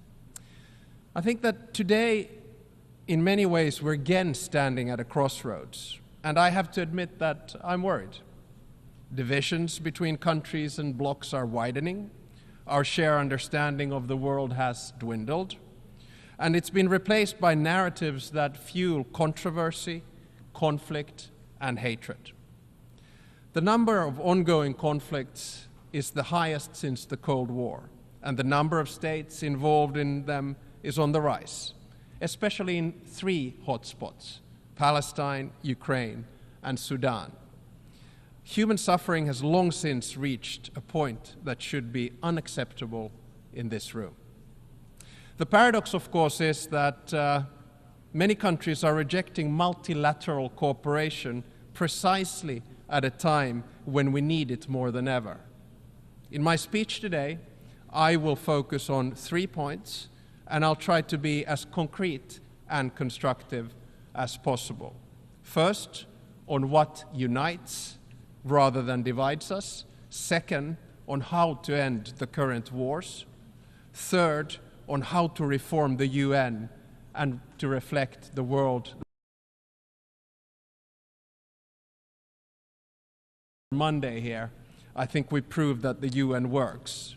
And I have to say that my address here today is to all of us collectively, not to anyone individually.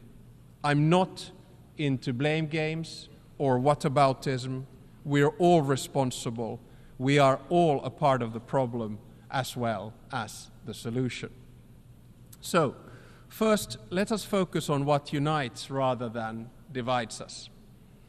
When the Cold War ended, many of us, myself included, believed in the thesis of the end of history, namely that most of the world's roughly 200 nation states would revert towards some kind of form of peace, prosperity, and harmonious coexistence.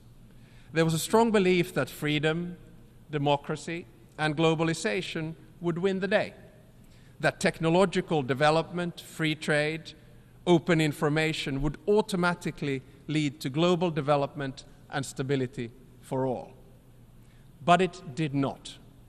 The problem was that we forgot the dark sides of mankind, including power, actually need to be contained in international institutions like the UN. We assumed too much and did too little. The things that were supposed to bring us together, like trade, interdependence, and information, are now tearing us apart. We must turn the tide and focus on how we can find common solutions to common global problems. Now, the biggest challenges in the world, climate change, technology, sustainable development, and conflict, are precisely the ones that we must work on together. We need the UN more than ever. We must get back to the trajectory where our common challenges drive cooperation instead of conflict. We must look for win-win solutions for all rather than zero-sum games benefiting the few. To mitigate and adapt climate change and to halt biodiversity, we need to work together. Our future depends on our response to these challenges in very concrete terms. We cannot respond to the very tangible concerns of small islands, developing states, only by planning. We need results. If we do not solve the climate challenge, the crises that follow become unsolvable. The same goes for technology. Some 30 years ago, we thought that digitalization, artificial intelligence, robotization, and biotechnology would automatically deliver a better world for us. That technology would be a force for good only. We forgot that all disruptive technologies work in both directions, good and bad. So in many ways, we're slipping away from the Sustainable Development Goals. Global poverty is on the increase. When basic needs from nutrition to security are not met, it is impossible to focus on the vision for the future. We've made progress on many accounts, but we need to make sure that the fundamental rights that we have all agreed on together apply to everyone at all levels, regions, nations, peoples, and individuals. We need to ensure that the rights of women and girls are respected. The rights of gender and sexual minorities need to be protected globally. No matter which region we come from then, our rhetoric and actions are often inconsistent. We say one thing and then we do another. Right now, we are at a stage where we must do what we say and work together. So let us focus on what unites us rather than separates us. My second point is about conflict. When the UN was founded, the underlying idea was never again. Never again should anyone experience the horror that our predecessors went through in the first half of the 20th century. The founders of the United Nations promised to save succeeding generations from the scourge of war. They, at least partially, succeeded. But are we, the new generation, succeeding? The simple answer is no. Only this year and last year, hundreds of thousands of people have been killed. More than 10,000 children in Gaza. Child abduction is being used as a weapon of war in Ukraine. Millions of people worldwide have been forced to leave their homes. Malnutrition and disease are on the increase. Current wars highlight a glaring contradiction. Critical decisions about war and peace are made by a tiny number of people, often driven by a cynical need to hold on to power.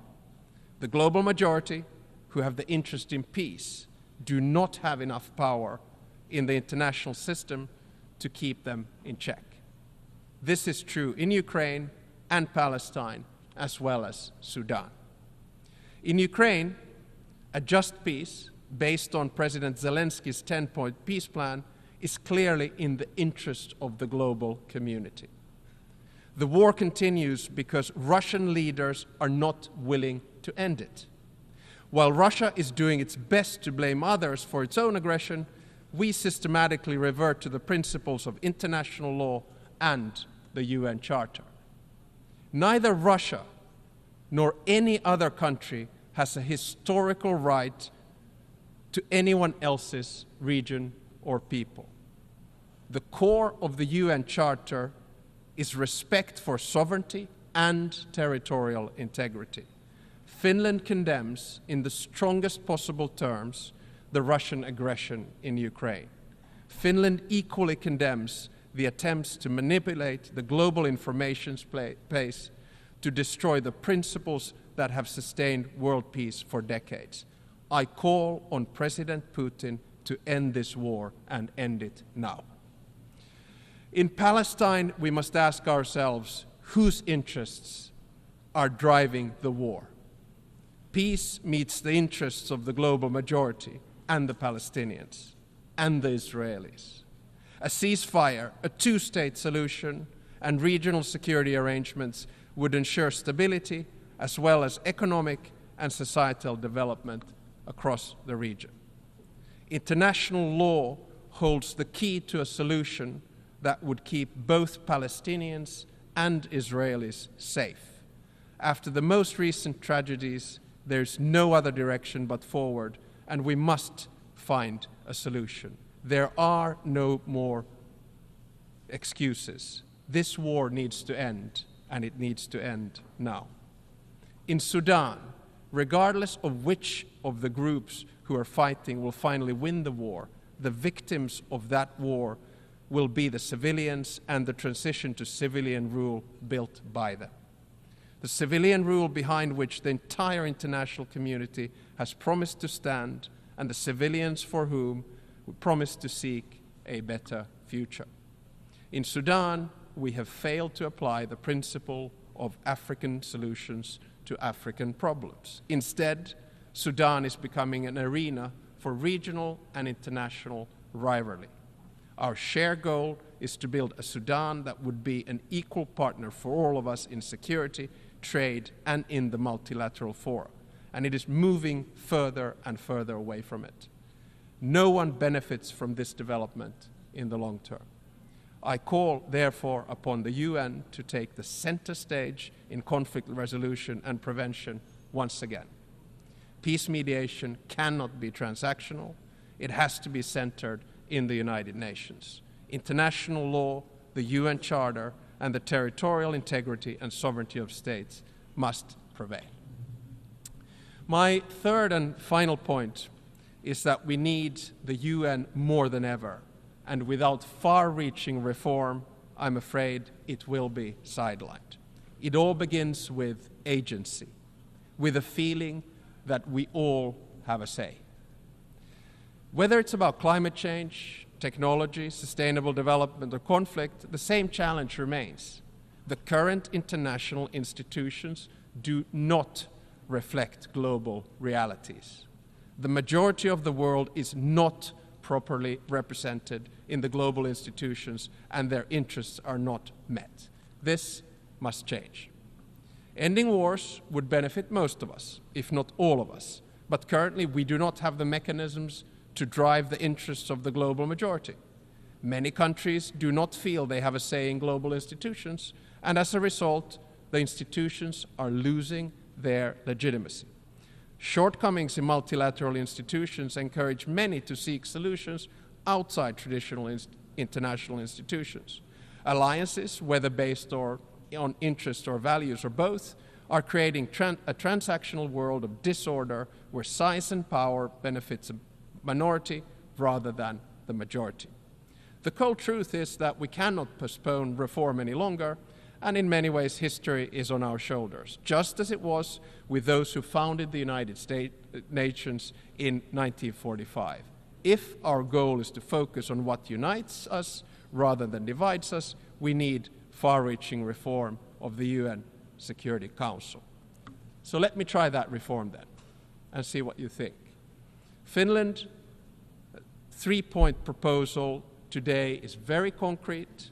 Some might say overly optimistic, but I do feel we have to begin somewhere. So here we go. First proposal, all major continents need to be represented in the UN Security Council at all times. It is unacceptable that there is no permanent representation from Latin America and Africa, and that China alone represents Asia in the Security Council. We therefore propose that the number of permanent members be increased by 5. More concretely, 2 from Asia, 2 from Africa, and 1 from Latin America. The total number of permanent members would thus be 10. That, combined with 10 elected members, would ensure that the Security Council would hold roughly 10% of the UN's members at any given time. My part of the world, Europe, should think hard about how best to divide its existing 2 seats. Second, no single state should have veto power. I fully understand that the veto was necessary in the aftermath of World War II, but in today's world, it has too often incapacitated the Security Council and halted decision-making here in New York. The UN agencies are not subject to national vetoes and are working effectively precisely because no single member can prevent them from doing so. My third and final proposal is that if a permanent or elected member of the Security Council violates the UN Charter, its voting rights should be suspended. This decision should ultimately be taken by the General Assembly, and there should be no room for double standards in the United Nations. So, ladies and gentlemen, despite all of our challenges, I want to end on an optimistic note. My optimism stems from an innate belief that when humans are faced with a binary choice, we often end up doing the right thing. Our choice today is simple. We can continue towards a multipolar world of disorder, or we can start getting serious about solving our common problems through multilateral institutions and a reformed United Nations. As my mentor and great friend of the UN, the late President Martti Ahtisaari, said in his acceptance speech for the Nobel Peace Prize in 2008, and I quote, "Peace is a question of will. All conflicts can be settled, and there are no excuses for allowing them to be eternal." End of quote. Let us keep Martti's words in mind and start working towards peace. Thank you very much.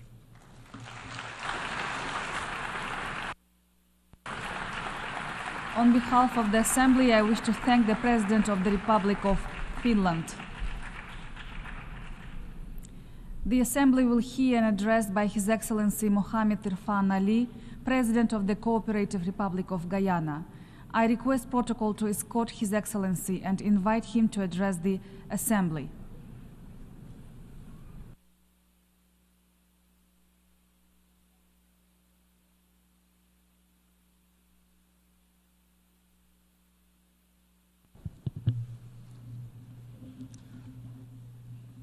Madam President, Excellencies, if it is, we all agree on ending and preventing wars.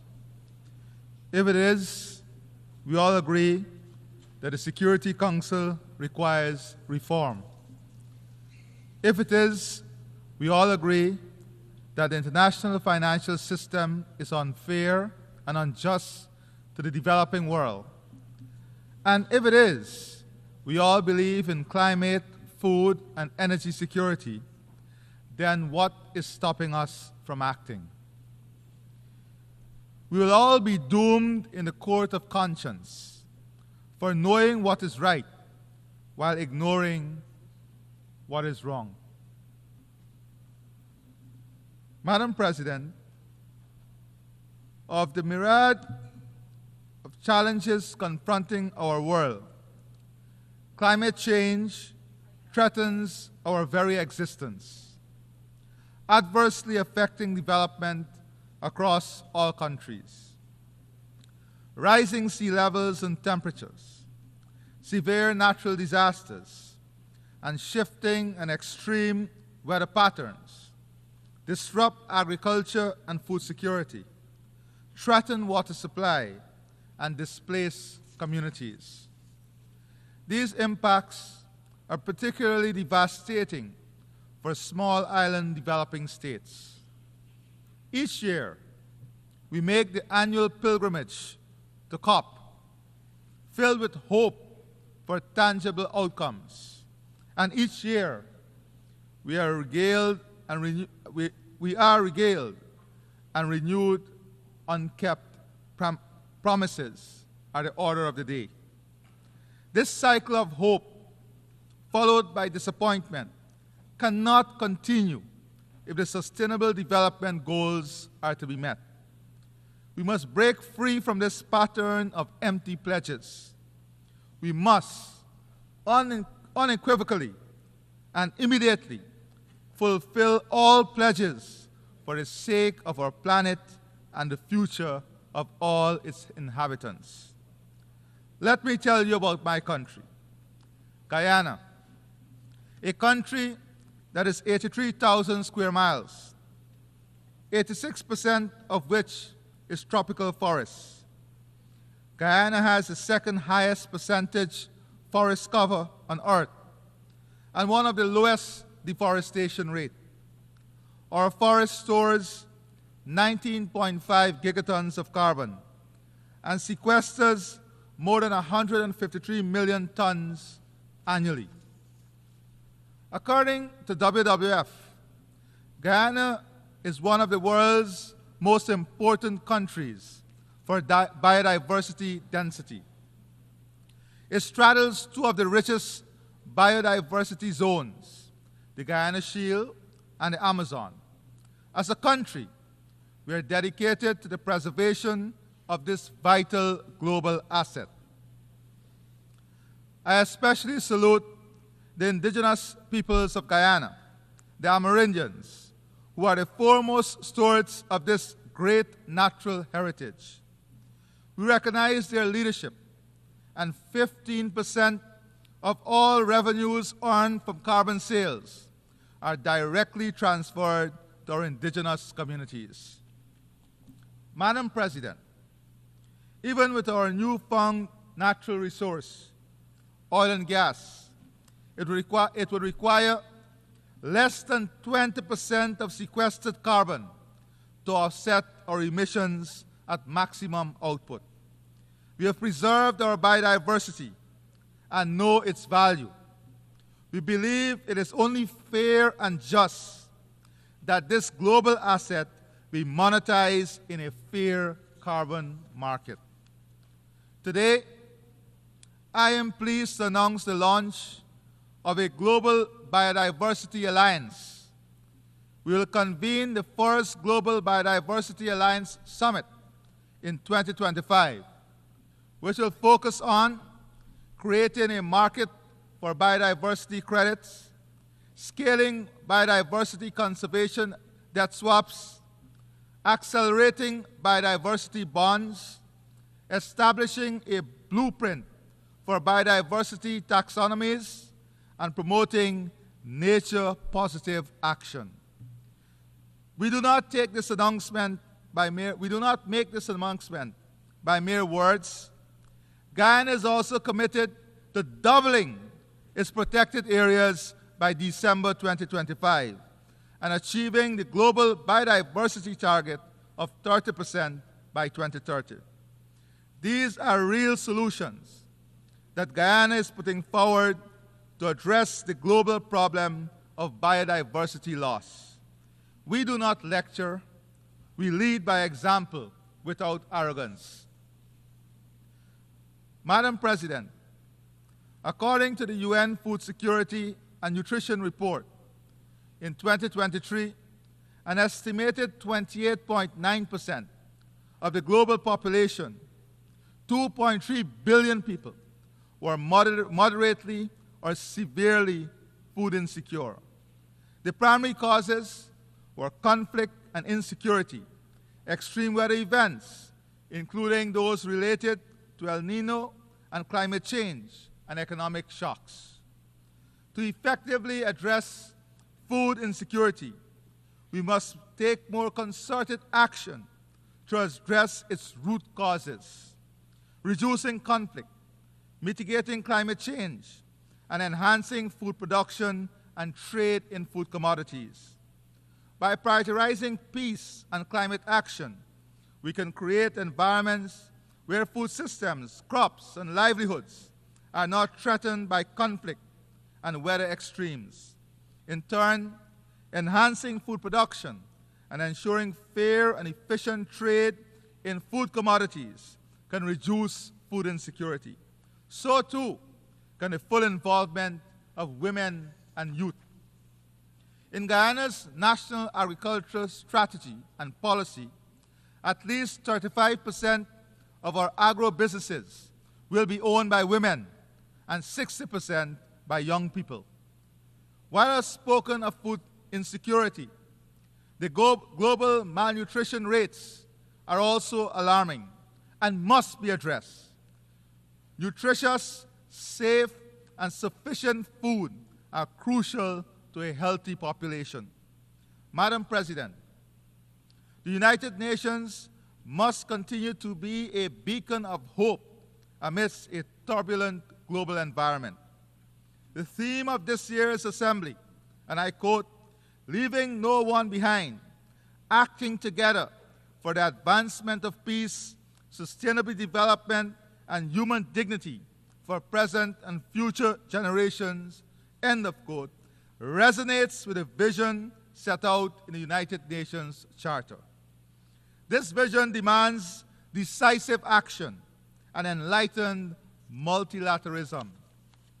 Today, we find ourselves in a world where the quest for peace is met with a defiant echo of conflict, where the promise of sustainable development is eclipsed by the dangerous specter of climate change and food insecurity, and where the dignity of millions of people is trampled upon with impunity. In Ukraine, the sovereignty and territorial integrity of a nation are being violated.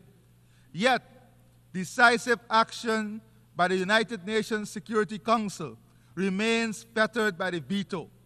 Justice demands that we defend the territorial integrity of all states, large, small, powerful, and weak.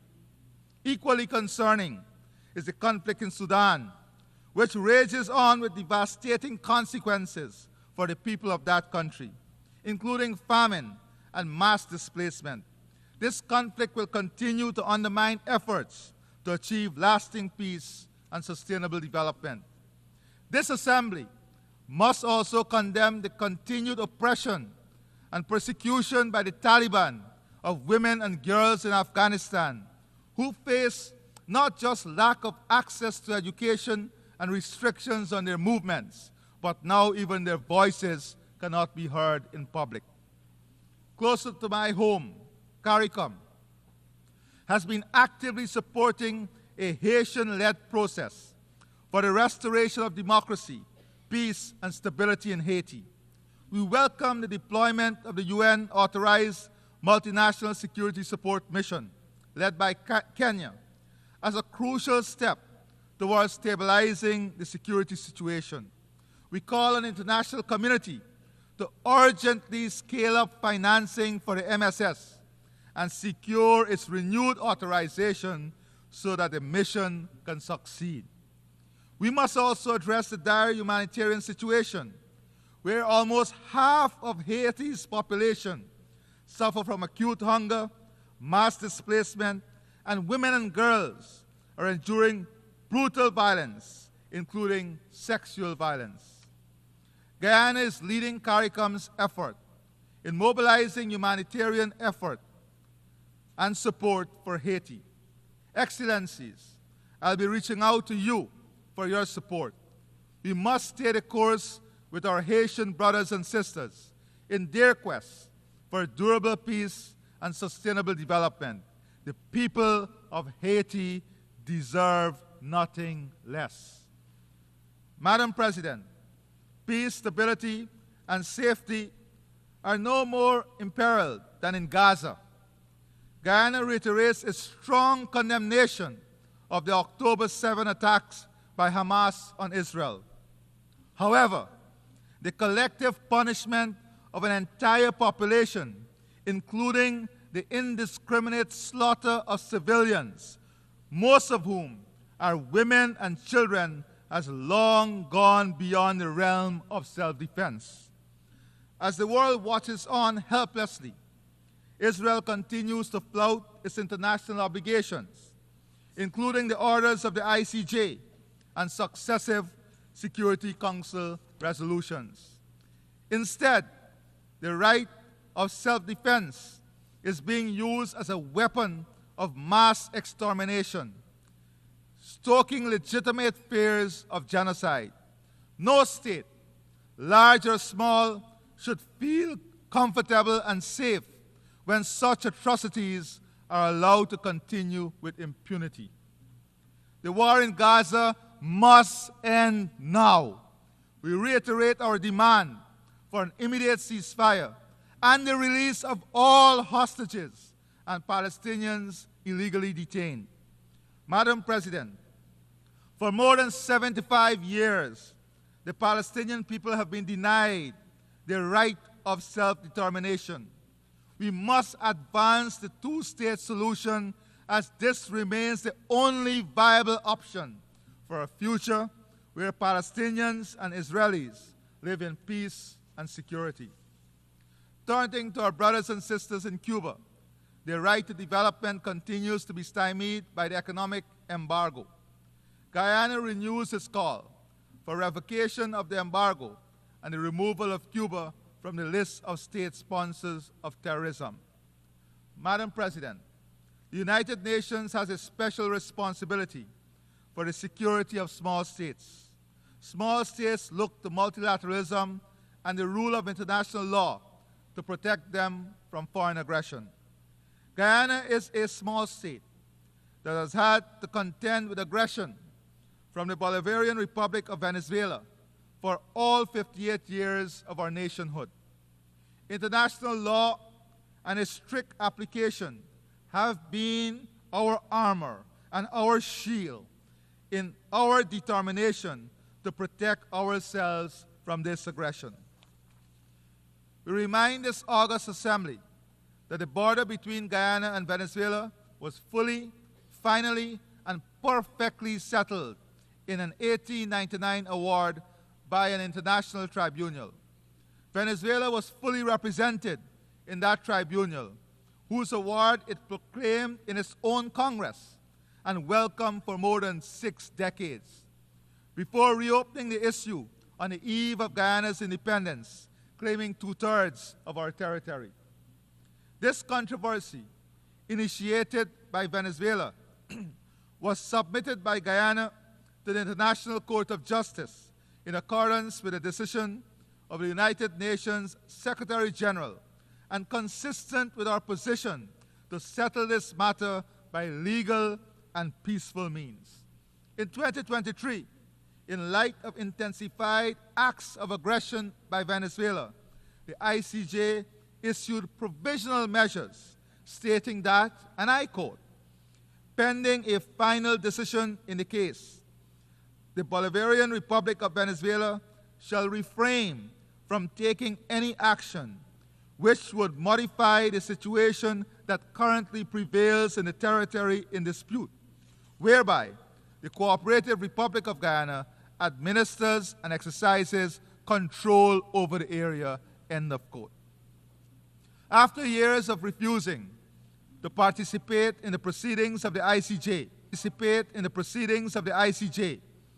and stating that it does not recognize the jurisdiction of the court, the Venezuelan government has now submitted a counter-memorial to Guyana's submission. We welcome Venezuela's decision to participate in the court's proceedings and express the hope that Venezuela will accept the decision of the court, as Guyana has long pledged to do. I reaffirm Guyana's unwavering commitment to a peaceful resolution of this long-standing controversy in full conformity with international law and the principles set forth in the United Nations Charter. Madam President, peace, development, and human rights are pillars of the United Nations. We all aspire for a form of multilateralism that is equitable, inclusive, and ensures that no one is left behind. Women's participation in leadership in private and public sectors are integral to this. There is a growing movement in the developing world calling for the democratization of global political and economic relations. The disproportionate concentration of power favors a few powerful nations, whilst marginalizing the voices and concern of the broader international community. Developing countries are justly demanding more inclusive and representative decision-making processes in institutions and organs such as the UN Security Council, the World Bank, and the IMF. The World Trade Organization must also be reformed to ensure fairer trade for developing countries. These reforms must go beyond fair representation and ensure that the policies and practices of these institutions align with the developmental needs and aspirations of all countries. In the emerging global order, we must ensure the United Nations remains at the forefront of global governance. If multilateralism is to trump unilateralism, the UN's role as the world's foremost multilateral organization is pivotal. With the necessary resources and resolve, the UN can ensure a future of peace, sustainable development, and human dignity. The future we seek, a future where no one is left behind, demands courageous action.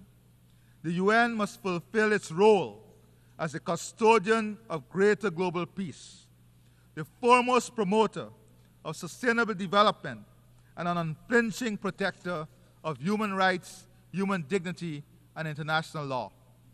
And since the UN is all of us, this body of nations, this is a collective responsibility for us all. Let us not be found wanting. Let us act together for the advancement of peace, for the achievement of sustainable development, and the preservation of human dignity, now and for generations to come. I thank you.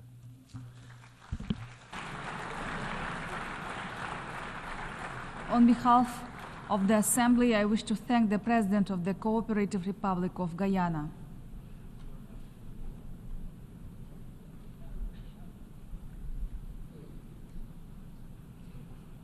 The Assembly will hear an address by His Excellency José Raúl Mulino Quintero, President of the Republic of Panama. I request protocol to escort His Excellency and invite him to address the Assembly.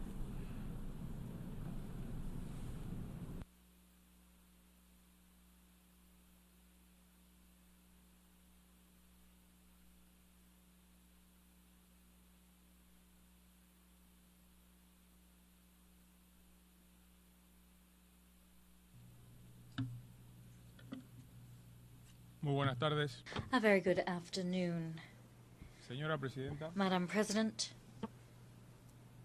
Honorables jefes de delegación Honorable presentes. Heads of delegation. Damas y caballeros. Ladies and gentlemen. Hace poco más de 2 meses asumí la presidencia de la República de Panamá.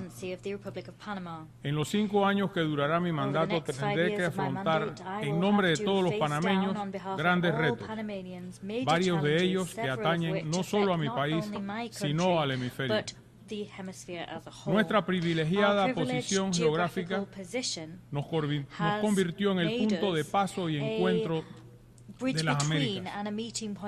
Tuvimos el primer ferrocarril que une el Atlántico y el Pacífico en nuestro continente, la primera aduana del continente y la primera en tierra firme.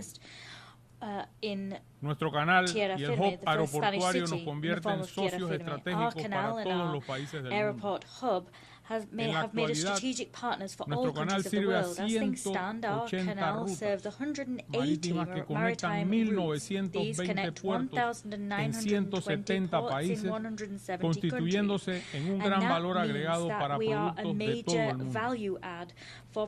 Conscientes de nuestra importancia como lugar de convergencia, nuestras puertas siempre han estado abiertas a todas las nacionalidades que en buena lid quieren aprovechar las ventajas competitivas de ser, como dice nuestro escudo, Promundi y beneficio.